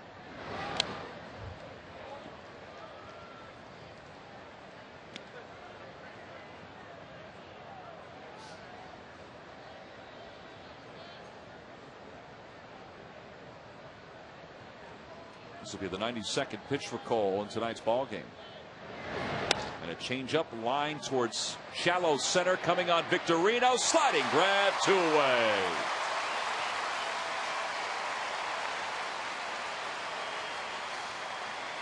Looks like it might be another dunker with a left to bat. That was not a broken bat, but it was coming down in a hurry. Shane got a good jump on it. Goes into a slide. And then didn't quite pop up the way that he wanted. His foot got caught a little bit dragging. And watch his back foot. Well, you can't see it right there, but it got jammed a little bit or caught in the turf. And he should be fine. 2 outs now in the top of the 7th. Here's Michael Bourne. And Cole has held Michael in check tonight. He's 0 for 3. Tejada's hurt him out at 2-hole tonight getting on base.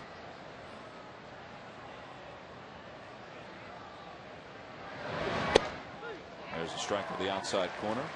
Michael Bourne is thinking, it's a big play. I can't hit that pitch. No, I can't hit that. I'm going to have to give him that one.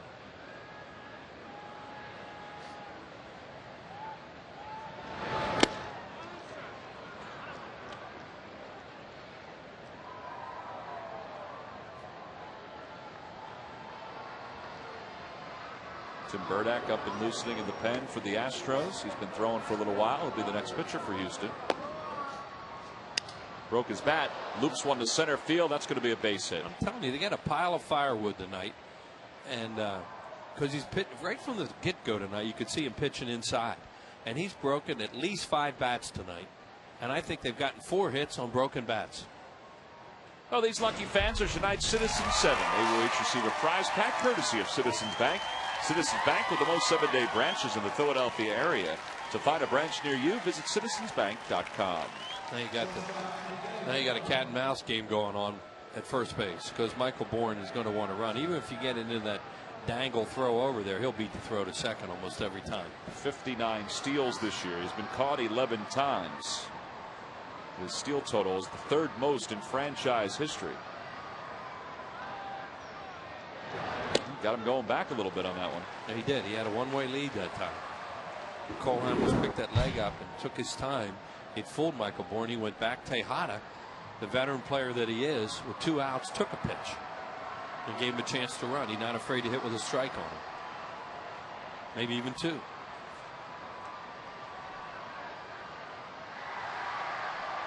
Let him rock it again, and it's 0-2. Now you figure Bourne's going to be off. Well, yes and no. You know, a lot of times you have to be careful when you're a base stealer because you pitch out 0-2. So, but with him, you can pitch out and you can still beat it. See Bourne looking at the body of Cole Hamels as he takes his lead. A little longer this time. He goes. They've got him picked. He's going to be tough to get. The throw, not in time. Can't get him. 60 stolen bases now for Bourne. He did that twice against Hamels in Houston, and it really cost him in that game. He's just so fast that when he goes like that, I don't know how you get him. I mean, he leaves way too early. They do everything right, and he beats a play. That's a good throw by Ryan. Yeah, they do everything right there, except the man is just too fast. He flat out outruns the baseball.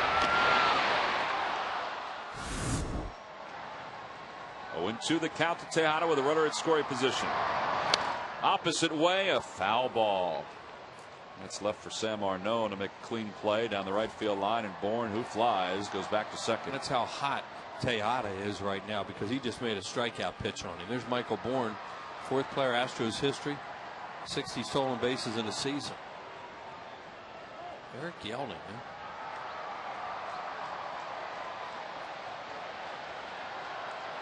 This is a big spot in the game right now, not to give up a 2-out run on a broken bat hit and a stolen base and another hit. Line drive, base hit it to right field. Bourne's around third, heading for home. Here's Jason Worth's throw, and it's offline, and the Astros retake a 2-run lead. It's the third hit of the night for Tejada. Just what they did to him down in Houston.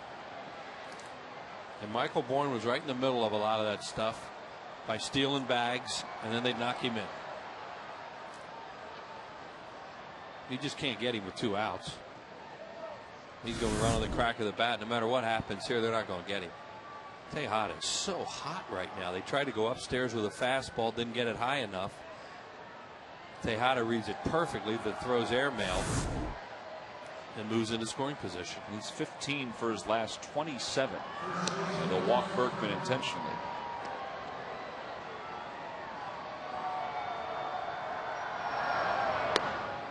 Third time that Berkman is going to walk tonight.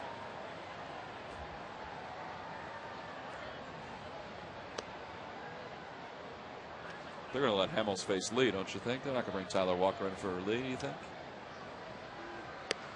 I think he is. He looks like he's moving up the steps. Yeah, he is. He's coming out. Tyler Walker's been loosening up.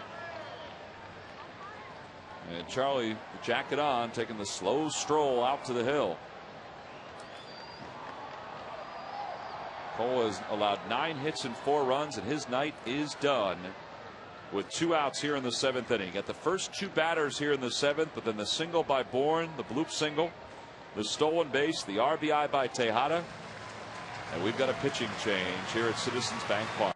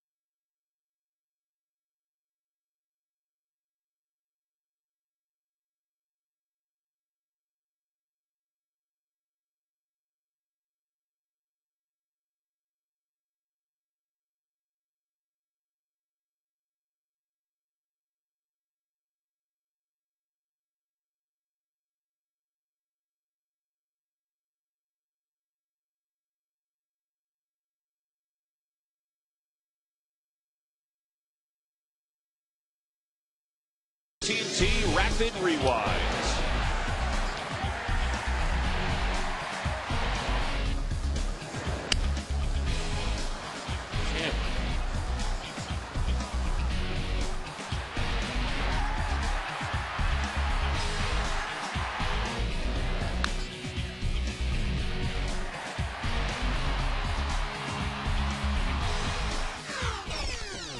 AT&T, the nation's fastest 3G network. AT&T, your world delivered.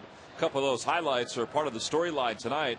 A lot of bloop base hits for the Astros as Carlos Lee comes on to face Tyler Walker comes on to face Carlos Lee with 2 runners on and 2 outs here at the top of the 7th. A run is scored. And he hits one toward the gap in right center field. Worth on the run into the alleyway. He's not going to get there. 1 run scores. Berkman's being waved home. Heading to the plate. It's a 2-run first pitch double by Carlos Lee. And the Astros lead it by 4.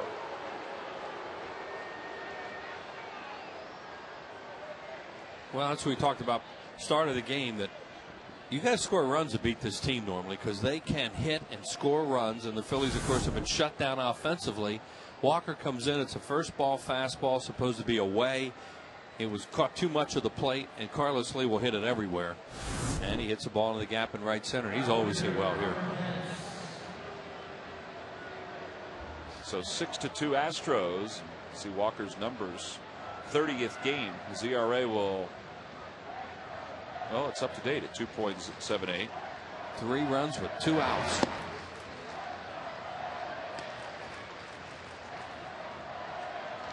Hunter Pence has 2 hits tonight. He's 2 for 3. We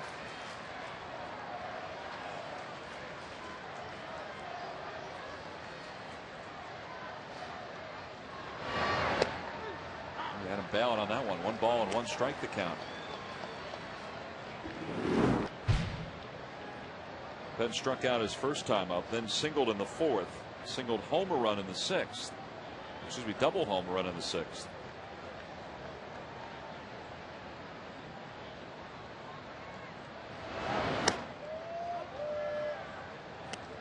Houston Astros 5-13 since they beat the Phillies 4 in a row. This is not a hot team you're playing right now, but they're dangerous if you let them hang around, and that's what they're doing here tonight. Well, they're the only team since 2004 that has a winning record against the Phillies. They've heard them in September before. And it's 3-1 to Pence.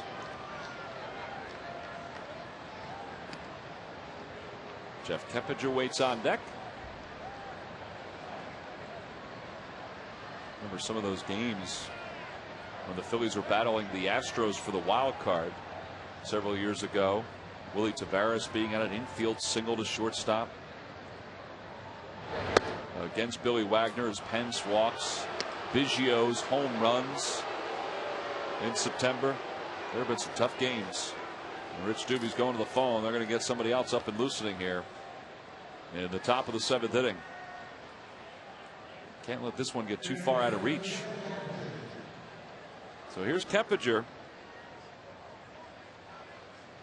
Clay Condrey is going to take his jacket off.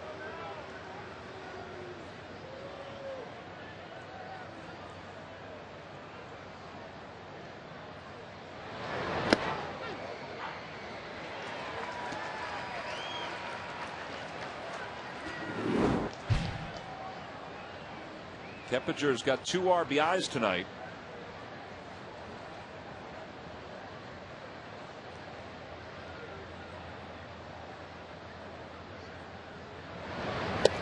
And it's 0-2.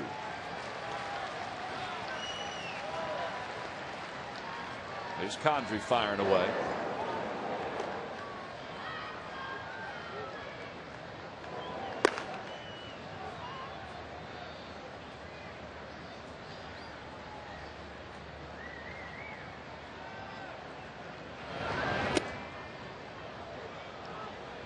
Try to sneak one on the inside corner there, but instead it's 1-2.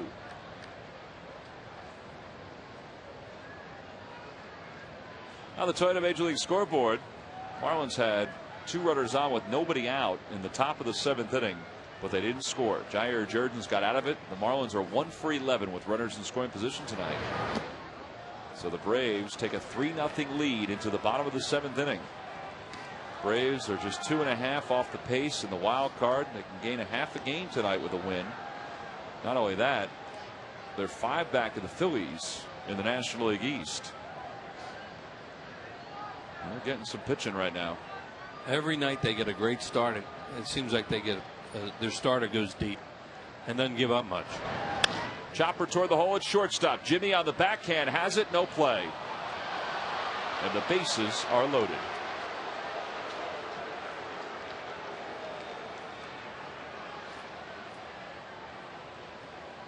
There were 2 outs here in the top of the 7th inning, and since then the Astros have scored 3, and 6 batters in a row have reached base safely. Yeah, they come in there, they're nice and loosey-goosey.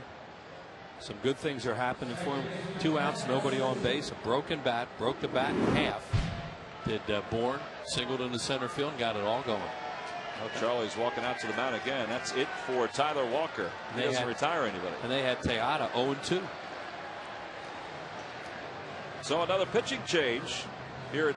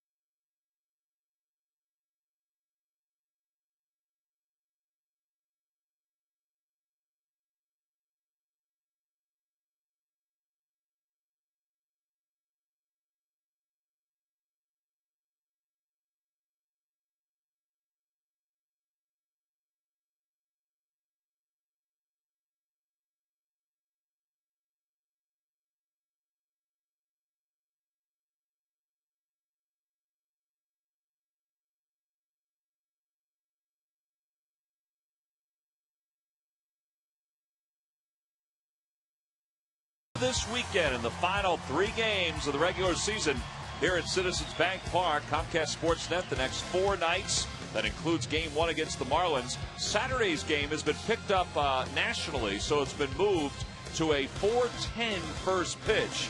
And then Sunday, the regular season comes to a close against the Florida Marlins on MyPHL 17. Well, 2 outs, top of the 7th inning. The bases are loaded. The Phillies trail at 6-2. As the Astros have scored 3 runs in this inning. Clay Condrey is the new pitcher for the Phillies. 42nd game for Clay. 6-2 is ERA 3.12. And they're going to keep this at a 4-run deficit.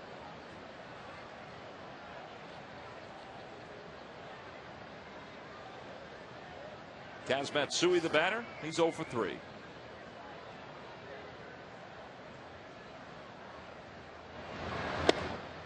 Condrey delivers a fastball outside. 1 ball and no strikes.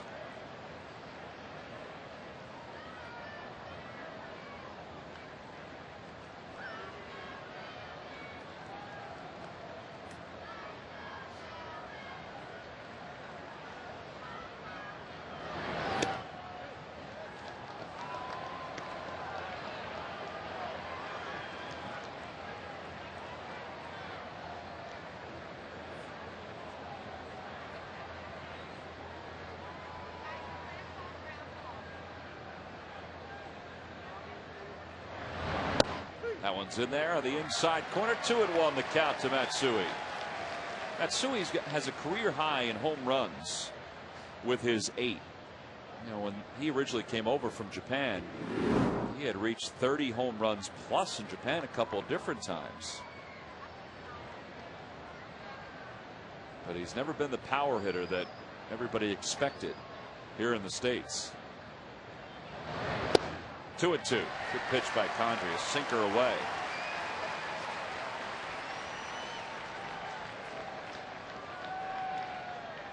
And he got confirmation from Tim Sheeta. Yes, in fact, that was a strike.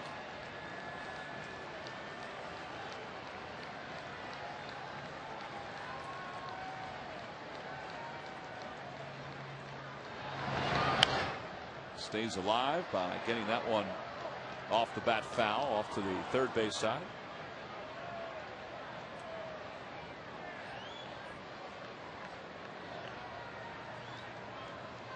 Astros are 11 games under the 500 mark as play begins tonight. They can't finish with a winning record. They are 72 and 83. 3-2.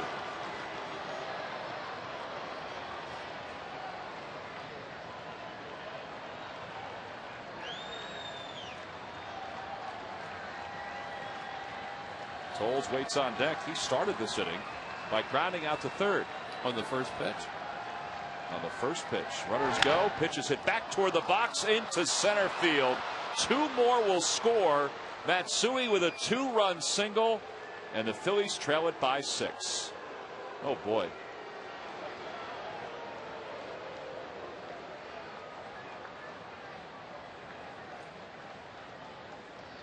And Matsui really hurts him again. He beat him a game down in Houston. He run a 3-2 count. He got to throw a strike, and he'll make contact.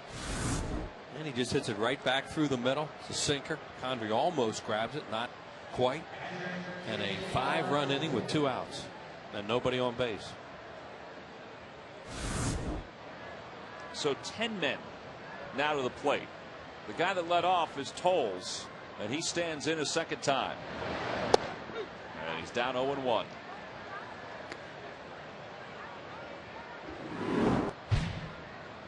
Toles has grounded to Pedro Feliz 3 times. So Pedro, be on your toes. First and third.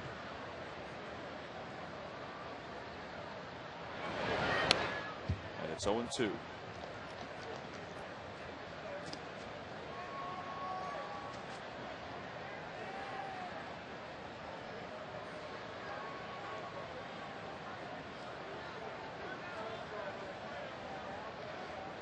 There is a sense of amazement and bewilderment right now here at the ballpark, and it's also quiet.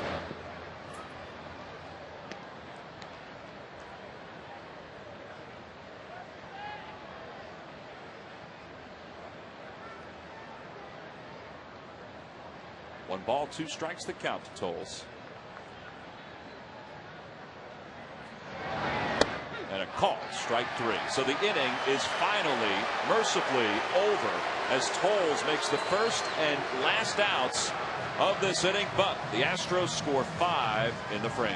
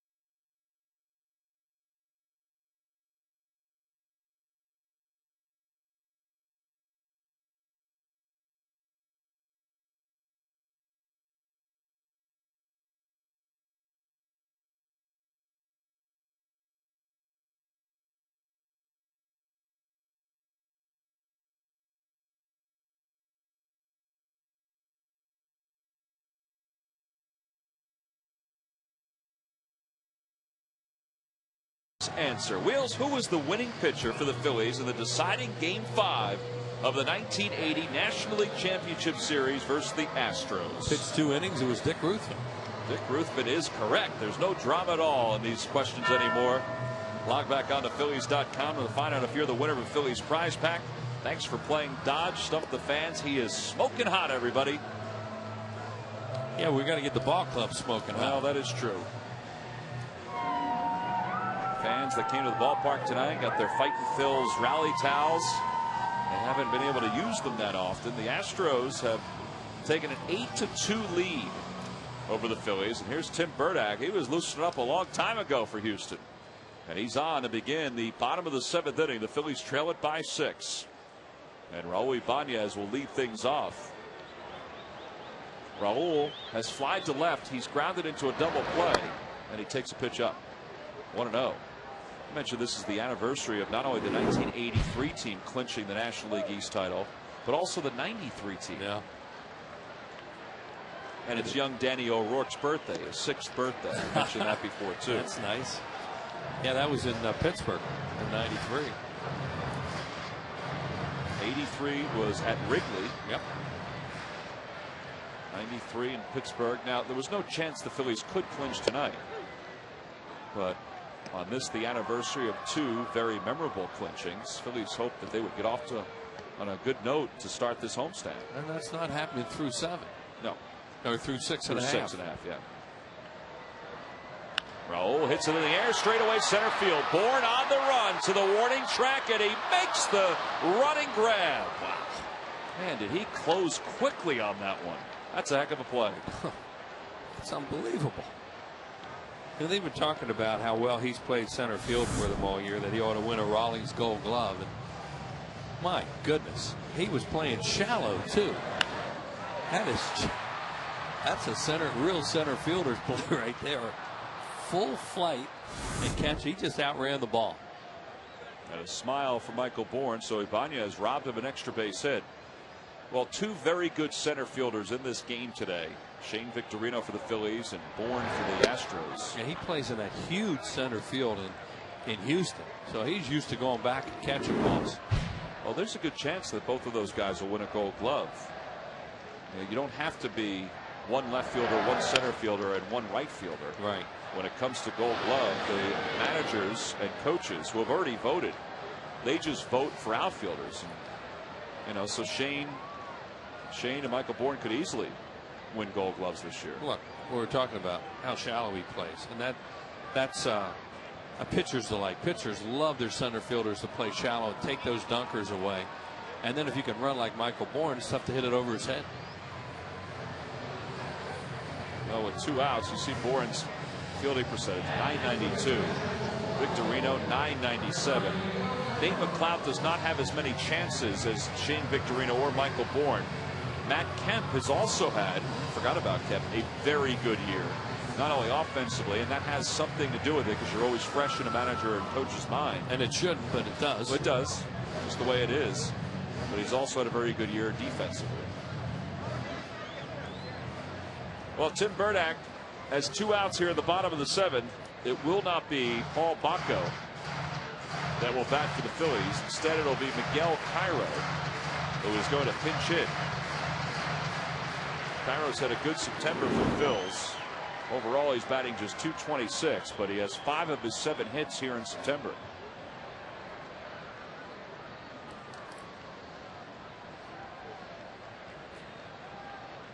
Charlie maybe hoping that Cairo can get on, and then he can send a pinch hitter from the right side with some pop up to the plate against the lefty Burdack, maybe Ben Francisco.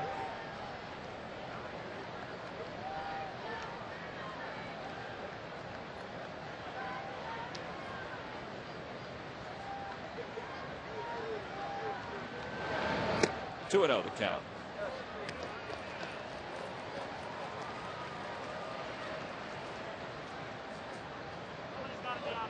See, Tim Sheeta, the home plate umpire, just called time. He wants somebody in that on-deck circle. By rule, you're supposed to have somebody out there, and they don't at this point. And here comes Shane Victorino or John Mayberry. 2-1. It could be anybody also. I mean, Victorino's not due up for a couple right. batters. Doesn't matter.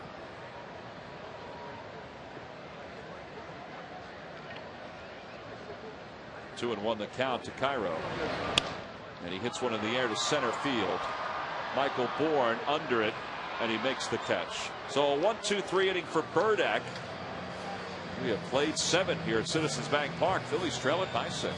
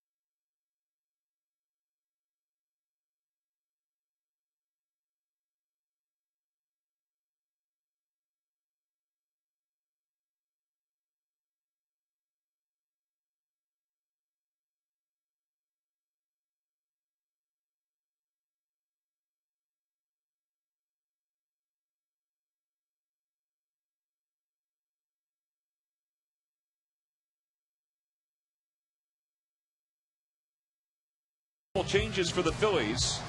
Paul Hoover is the new catcher for the Phillies. Paul Bacco was pinch hit for by Miguel Cairo. And the new pitcher will be left-hander J.C. Romero, who was just activated today from the disabled list. J.C. was on the DL since the 23rd of July. Boy, it's been a long time, with a strained left forearm. Every time he thought he'd be able to come back, the arm started bothering him again, but it's well enough, and he has thrown well enough to be activated for the final week of the regular season. And that's his last game, the 19th of July, all the way back toward the All-Star break, when a third of an inning against the Florida Marlins. So JC, new haircut and all, will start this top of the 8th inning. And in the bottom of the 8th inning, the Braves are still leading the Marlins. It's 3-0. So Tim Burdack, 2 at-bats this year, 0 for 2, swings and gets a swing and bunt up the first base line. First play for Romero is a tough one, and there's one away. Well, there's no doubt, Wheels, that if JC can come back healthy, he will help the Phillies this final week of the season. Yeah, they really wanted to get him into a couple games this week just to see whether or not he could come back and be healthy. Just for that reason, Tom, and see if he could go back and throw strikes. He's never been a real strike thrower anyway, but just to get some feel on whether or not he's healthy enough to help. If they're fortunate enough to continue playing. Here's Michael Bourne. He started the 5-run rally in the 7th inning with 2 outs. And fastball for a strike.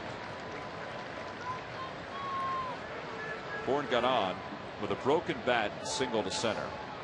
Stole second. And then the inning just took off from there for the Astros. And Brad Lidge, who Michael Bourne was traded for, is up and throwing in the bullpen for the Phillies. Yeah, it looks like they want to get him an inning tonight too.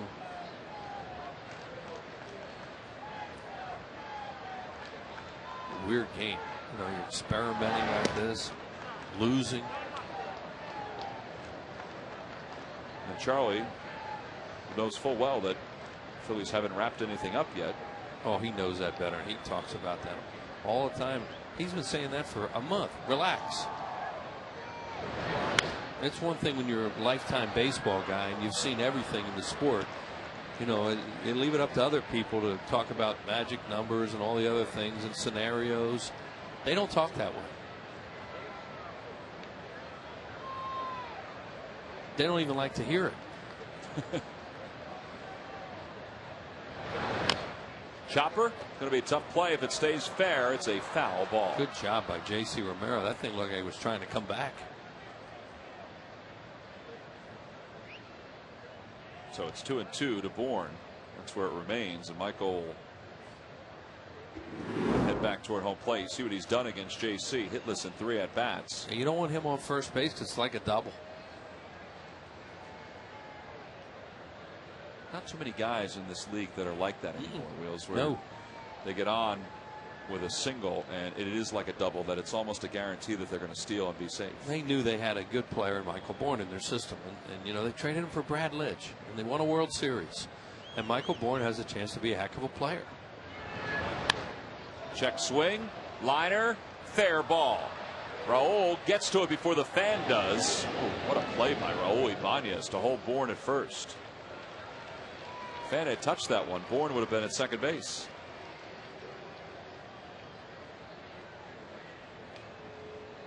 And Raul did a very good job getting over there, cutting it off, and then making the throw.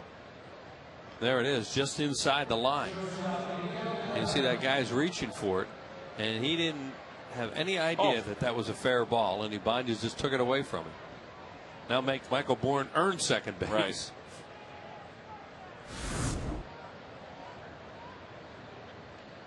See JC trying to keep him close now at first with Tejada at the plate, and he delivers a strike. The velocity is good for JC, 91.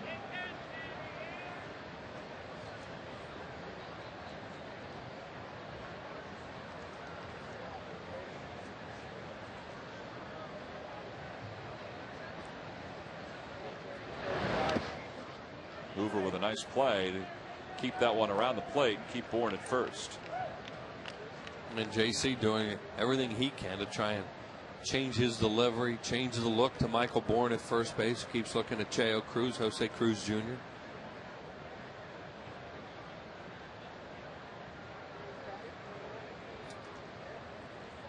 Jose played in that game you were talking about, the Dick Ruthven 1980 finished game. up. Oh yeah, man was dangerous. He's a good player. Change up. It's going to be looped into right center field for a base hit. Oh, is he hot? I mean, everything he's touching now is a base hit. That's his 4th hit of the night. And look at some of the hits he's gotten, the way he's getting them. He's hitting them to right field, hitting good pitches.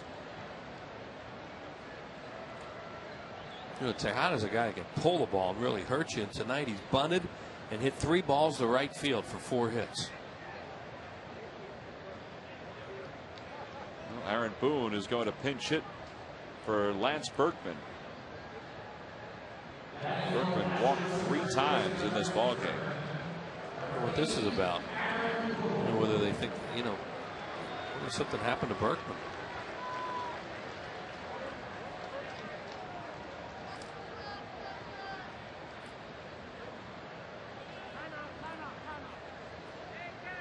And Paul Hoover just tells J.C. Romero to step off, and he'll run through the signs again. Aaron's such a great story coming back from that heart surgery this year.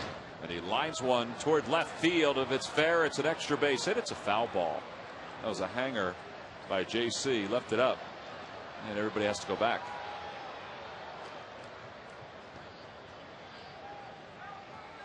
Aaron had a very emotional press conference during spring training this year. He had a heart defect his entire life that eventually needed surgery, and that surgery took place earlier this season. He's 0 for 8 as a pinch hitter this year, and he broke his bat on that ball, and he'll get a new one.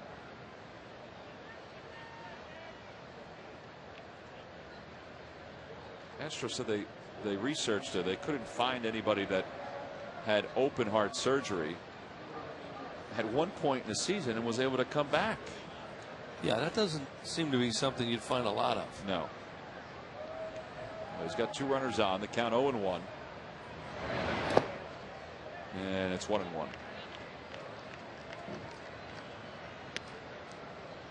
Oh, Will's part of the success of the Astros tonight. 7 for 12 with runners in scoring position. They've had a lot of runners in scoring position. Yeah, they haven't struck out a whole lot. They've been able to make contact, broken a lot of bats, hit balls the other way, and they've done a good job producing runs.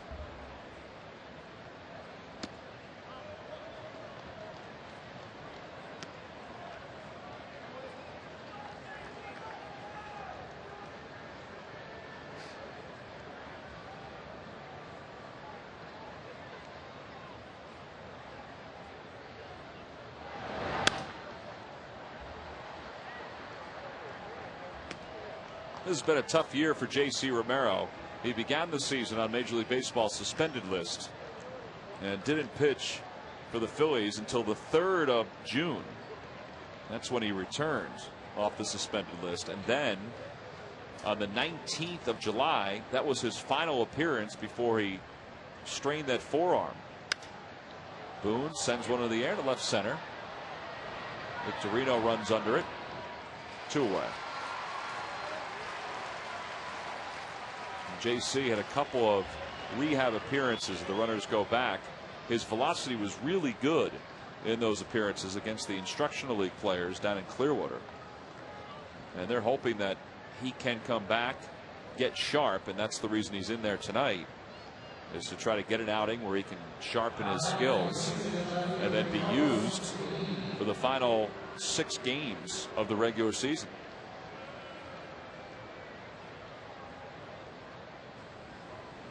Charlie has been searching for some help in the bullpen and hopes that JC can complement the guys that he already has.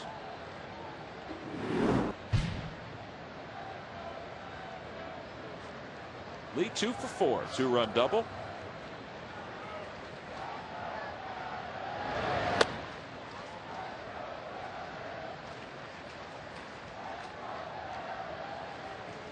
And that's what the middle of the order has done for the Astros tonight. 4 through 7. You can carry it over deeper. 8 for 15. 7 runs batted in. 3 runs scored.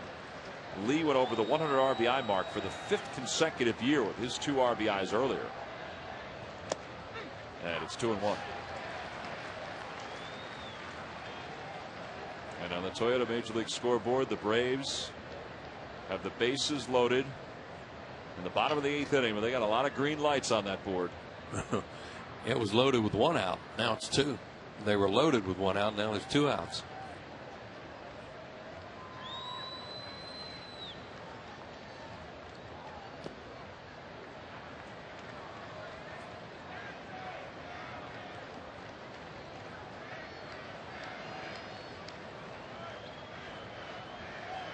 There's Hunter Pence.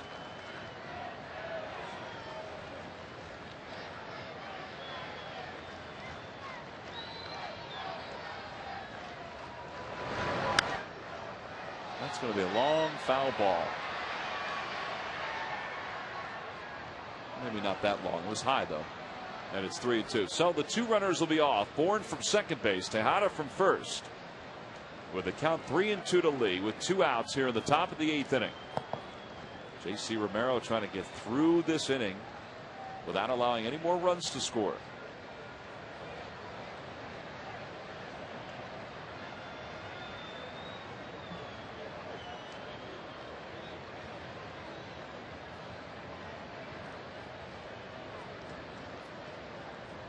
Michael saying something to Al Pedrique. There go the runners. 3-2. Hit in the air down the left field line.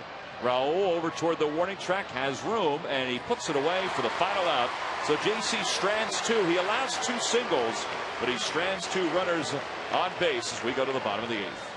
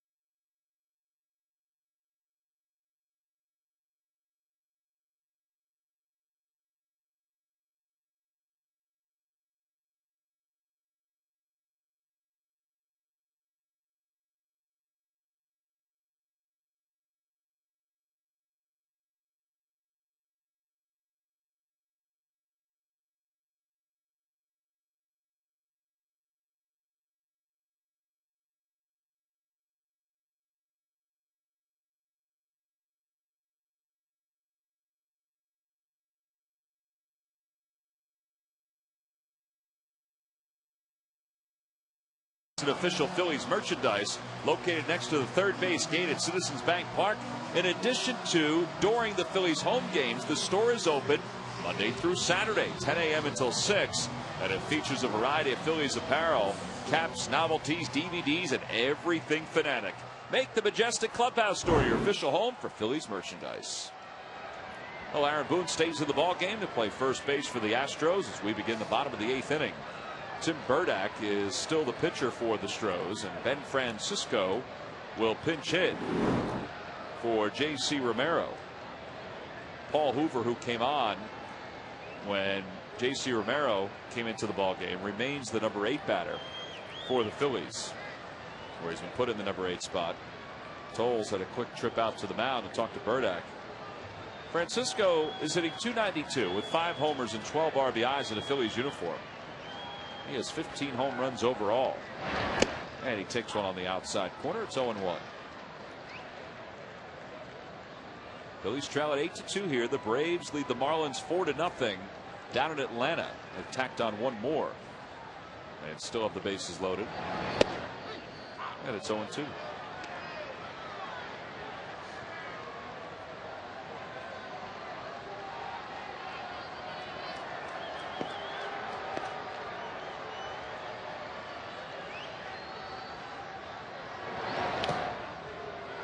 Tomorrow the Phillies will be back here in Philadelphia. 7:05 start. Limited seats are still available. It will be Jay Happ for the Phillies going for his 12th win, and Wilton Lopez will start for the Astros.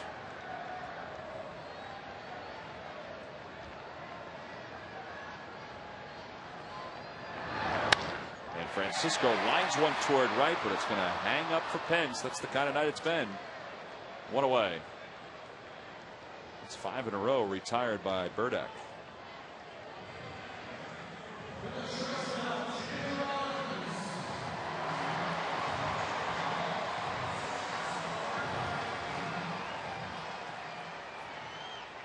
I should say 4 in a row. My bad. I gave him Gervasio's out. Yeah. In the 6th inning. Yeah. Gervasio got Jason Worth in that line drive to right field, and 6th inning when it was still a close game, 3-2. Jimmy on the hands. That's a foul ball out of play.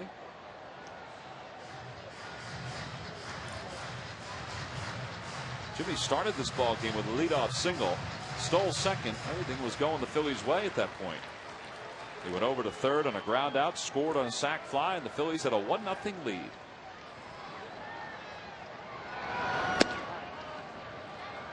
And that, along with the balk that scored Shane Victorino, has really been the only thing the Phillies have put together tonight. They've only managed 2 hits. And one of them hit the bag at first, so that probably wouldn't have been a hit, because I think Lance Berkman would have made that play. Looked like he had it all lined up till it hit the bag. So they've come out, they've had a lot of offensive problems. Everybody knows that, and they've come out here that way again tonight against a guy that was really hit hard his last time out in Luzardo, who pitched well tonight.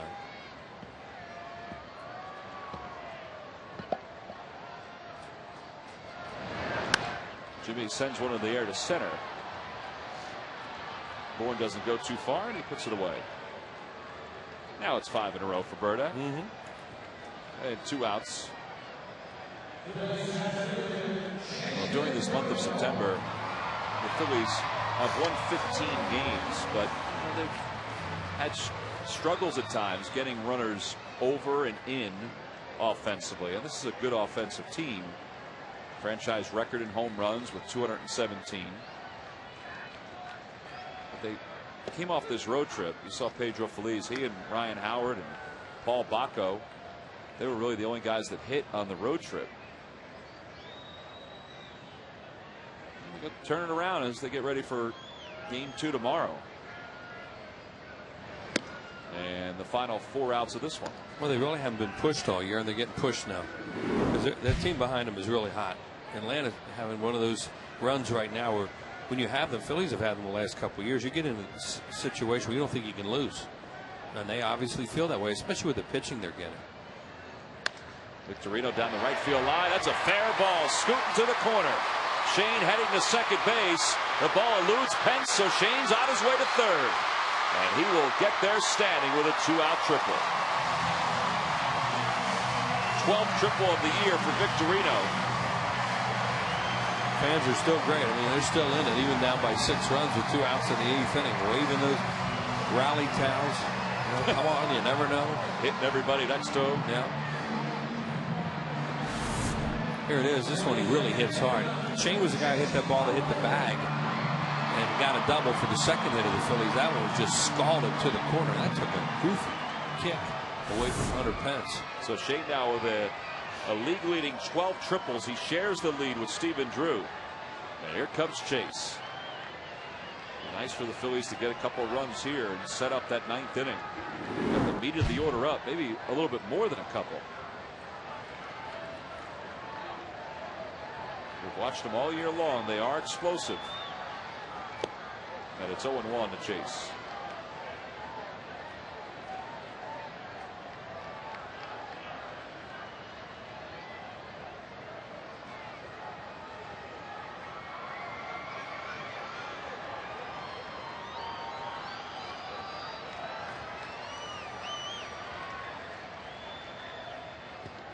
That hit him.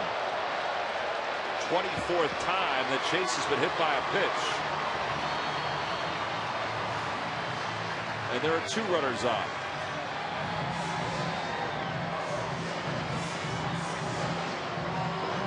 Throw Cal up and listening to the bullpen.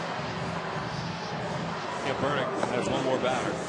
That'd be Ryan Howard. Then you have the right-handed hitter, Worth, and a left-handed hitter. Well, it's hard to say what they're thinking is right now because they still have a 6-run lead.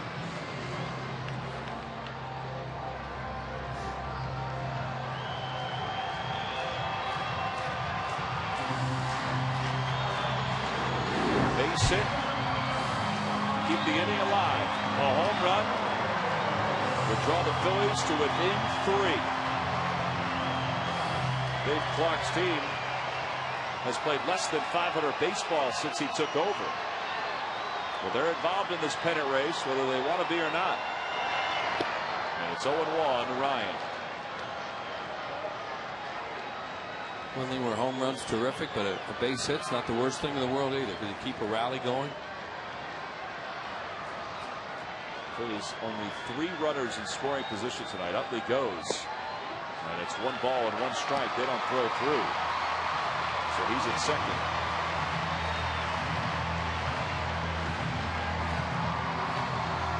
They did not give him a stolen base on that. There's a fielder's choice.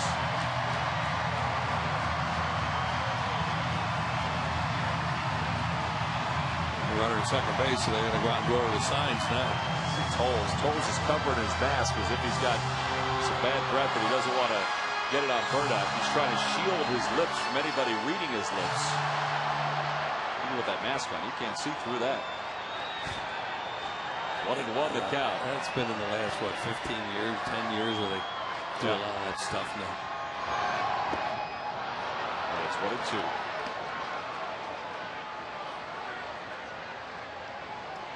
Phillies have played so well at home. They've won 5 straight here at this ballpark. But more importantly, since the 1st of July, have the 2nd best record in the big leagues at home.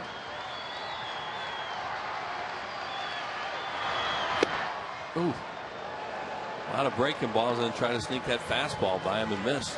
Good eye by Ryan Howard. Well, the Braves have defeated the Marlins. Their 7th straight win, 4-0 tonight. Jair Jurgens gets the win. Anibal Sanchez the loss.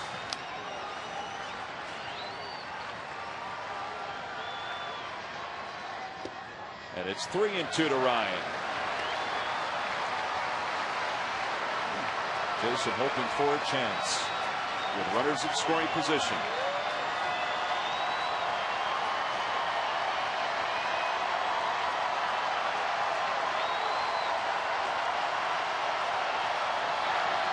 And Ryan pops it up foul, so he'll stay alive on this one. He's throwing a breaking ball after breaking ball. He did throw that one fastball. I wonder if it's his last hitter, if he walks it. If he thinks it is, the odds are he's going to throw sliders. you know, the tying run is still a long way from home plate, but if he would walk Ryan Howard, they still might bring the right-hander in to pitch to work.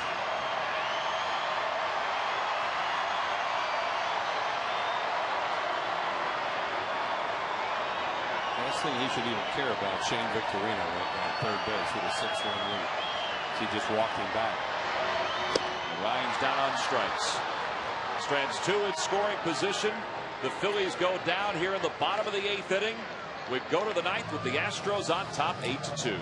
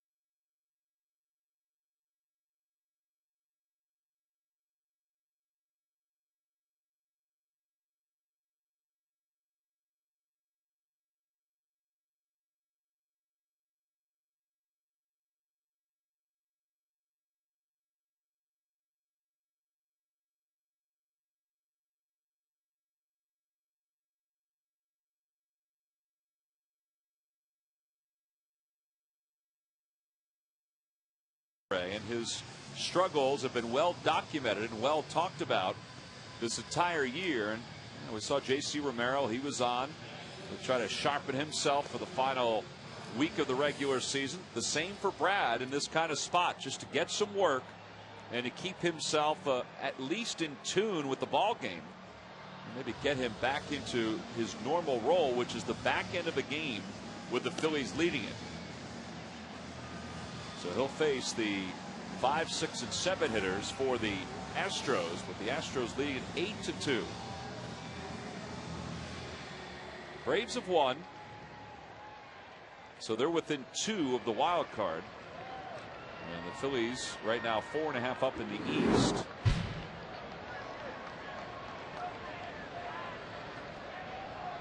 Hunter Pence has been on base 3 times tonight.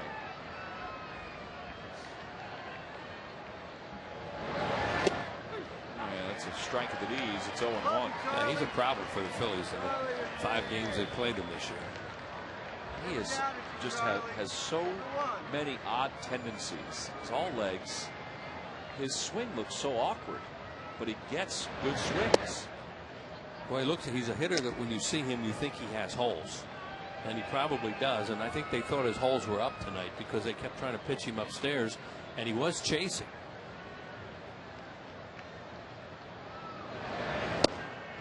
Cole got hurt on a changeup to him, that double that was up a little bit and out over the plate, and Pence was swinging on the first pitch and lined it off the wall and left, and that kind of got them started. But he spreads out, tries to go into the ball, he pulls off a lot. Skies that one to right center. The more you watch him, I don't know whether you pitch him in or out. If you pitch him away, he hits balls pretty hard the other way. You pitch him in, hurts you. I'm sure they have books on him and their scouting reports on what they want to do with him, but he's so unconventional and does so many strange things, as you say. Sometimes he'll just hit a good pitch. Well, and the one thing that I think we've noticed over the last few years with him is that he's just a very good athlete. And even with all the strangeness of his stance and his approach and stuff like that, he's able to adapt. Well, he looks like a grinder now. Roller towards shortstop. Nice play by Jimmy, spinning behind the bag, and he throws out Keppinger. That's a heck of a play by J-Roll for the second out.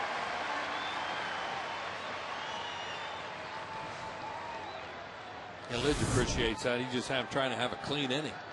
And that looked like a base hit off the bat. Tremendous play by Jimmy Rollins. But look how much he gets on that throw with that flip. Doesn't wind up, just flips it from his ear and gets that much on the throw.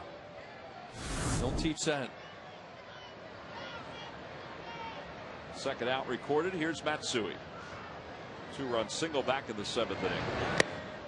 That nipped him. Yep, he's hit by a pitch. You could hear it hit him. May have just hit that arm wrap too. That was probably it. It sure didn't hurt.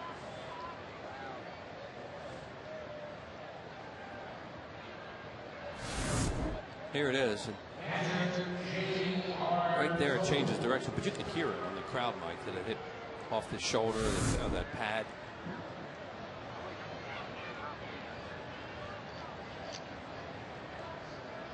Jarrett Tolles the hitter. That nearly hit him. 1-0 the count.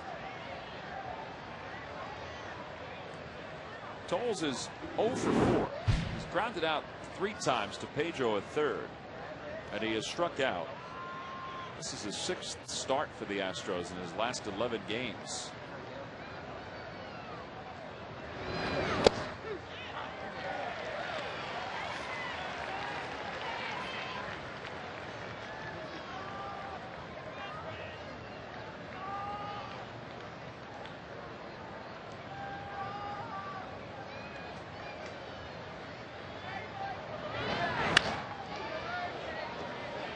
Got around on that one.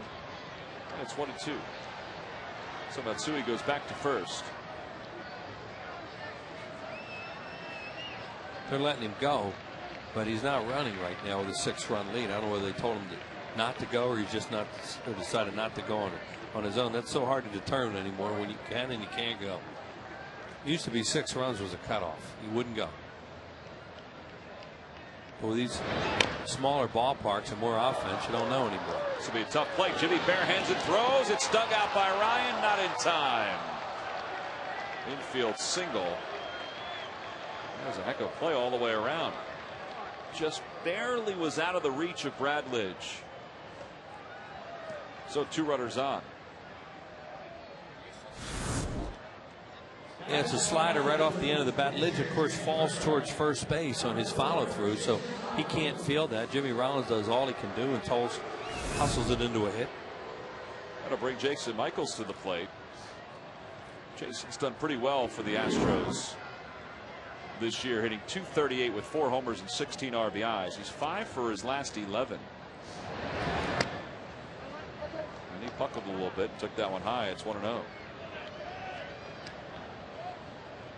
He was starting to hit a little bit better as a pinch hitter when the Phillies were in Houston.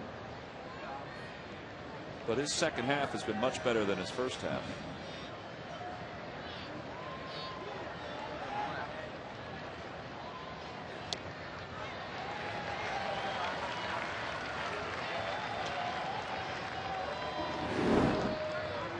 .327 since the All-Star game. Much better.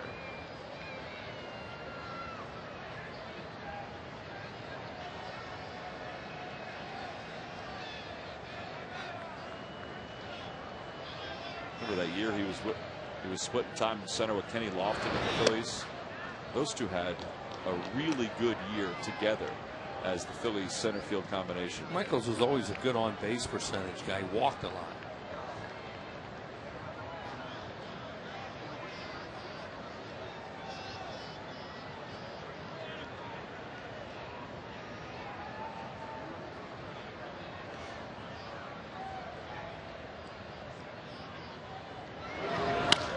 Toward third base, backhanded stab by Pedro, long throw, and the inning is over. Brad Lidge allows 2 base runners, but no runs here at the top of the 9th inning. Last chance for the Phillies against the Astros.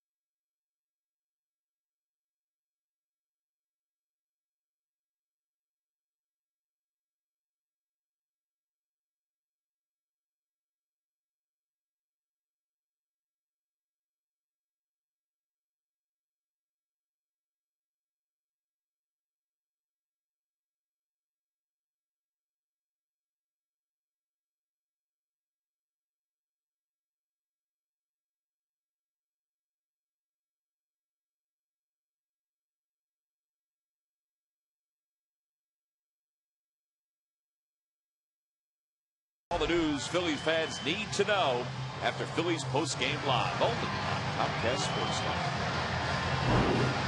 Last chance for the Phillies. Jason Michaels remains in the game. He's in left field. Doug Brocal is the new pitcher for the Astros. He's in his 19th game. 1-0 at 2.87 ERA. He is on to face Jason Worth, Raul Ibanez, and Pedro Feliz. The Phillies trail it by 6 in the start of this 7-game homestand to finish up the 2009 regular season. All right, let's see. Jack had 7, Doug had 8, Bruce had 7,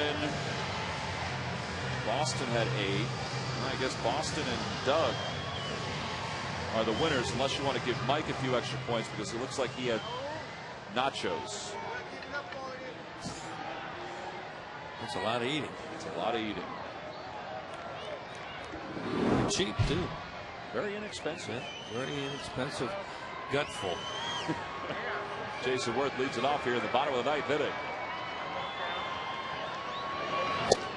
He takes one high, 1 ball and no strikes. Jason has walked twice tonight. He's also flied out to right. He was up with a runner in scoring position back in the 6th inning. Phillies trailed it by 1 at the time. But they haven't had many opportunities with runners in scoring position in this ballgame. They only have 3 hits.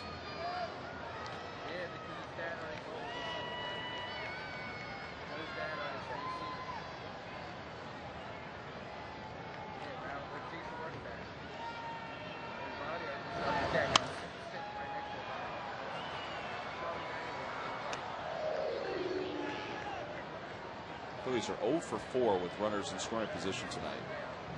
Yeah, it's tough to have a lot of men in scoring position with 3 hits in the 9th inning. Yeah, they've scored their runs on a sac fly and a balk.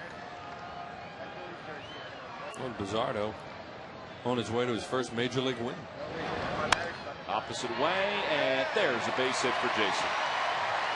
Starts the bottom of the 9th with a leadoff single.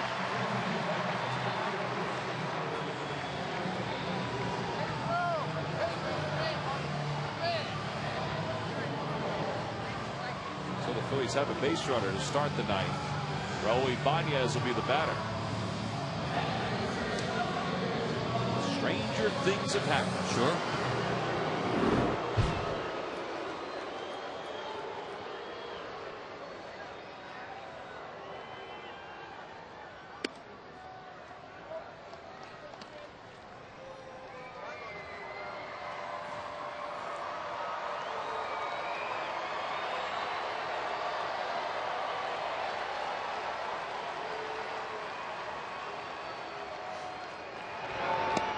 Inside, 2 balls and no strikes. Phillies can get a couple base runners here. Just put a little pressure on the Astros relievers. They get those towels flying again.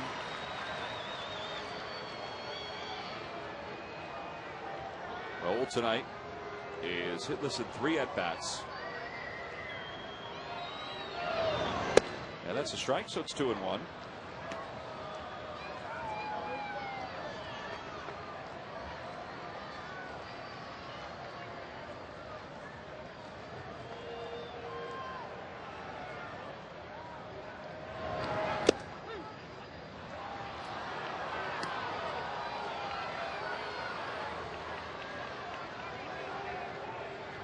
Raul's 33 home runs marks the 2nd time in his career he has reached that number. So he's tied his career high in homers. And he pulls that one towards second. Matsui backs way up on it. He's done that a couple times tonight. And he retires Raul. You know, all he cares about there is an out. The double play is nothing with a 6-run lead. So all he was doing on that play is just make sure he could glove it, and figured he could throw Ibanez out. He's just an average runner. See, they're not in double play depth with a 6-run lead. He knows he can't get that first hop, so he backs up on it, and then he tries to make sure that he doesn't let the ball play him.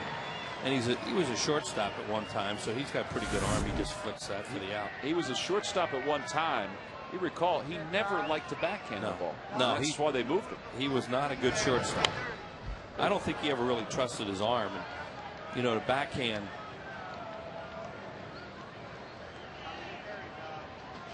But that's one of the, you know, we talk about it a lot. That's one of the advantages when you have a big lead is you don't have to cheat for a double play. So balls like that, even though that would have been a double play ball because it was right at him, you know, what are you trying to do or get outs?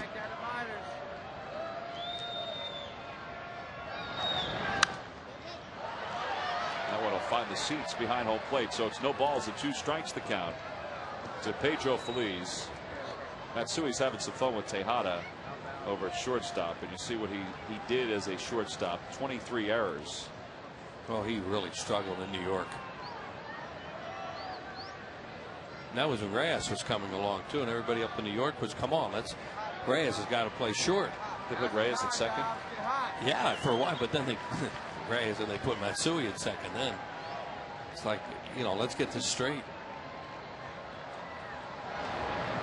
Opposite way, caught, dropped by Matsui. He didn't time his jump. So the Phillies do have 2 runners on here. Yeah, that looked like an error because he was really deep, and that was not that tough a play. He just made a mistake. Maybe he's fooling around out there with Tejada so much, you know, you want to bear down. Greg Dobbs will pinch hit. Here it is. Pedro reaches out and lines it, and it's not a tough play at all. He leaves his feet. Barely had to do that. See Brocail's reaction because he knows that should have been an out. They gave him a hit. They gave him a hit. Oh, no, excuse me. I'm sorry. They've just changed it to an E4. Yeah, because that's an error. They put hit up on the board, on the big board. Yeah. And then swapped it out. So here's Dobbs with 2 runners on and 1 away. Phillies trying to get a little life offensively here in the 9th inning. Well, what this means is that Carlos Ruiz can play. Because if they were lucky enough to, you know, catch up in here and have to keep going, they need another catcher. So Ruiz is they didn't want to play him tonight. There's Matt Stairs, but at this point they'd be happy to play him.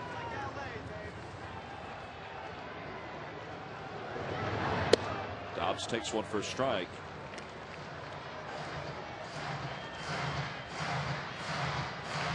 Dobbs is tied with Kevin Jordan with 45 pinch hits.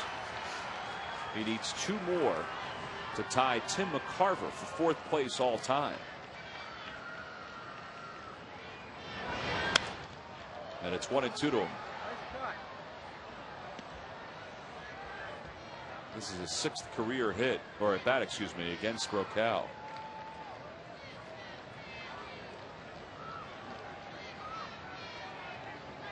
Cannell's been around a while. He's got some gray in that beard.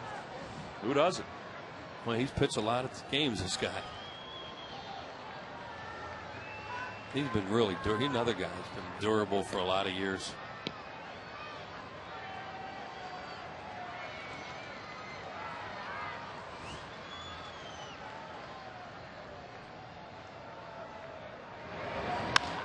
Towards second base, Matsui to second for 1. Tejada to first in time. The double play finishes off the Phillies here in the bottom of the 9th inning. So the Astros have taken game 1 of this 4-game series. The Atlanta Braves are now within 4 in the National League East. The Phillies' magic number remains at 3 to clinch the division. Miguel Tejada,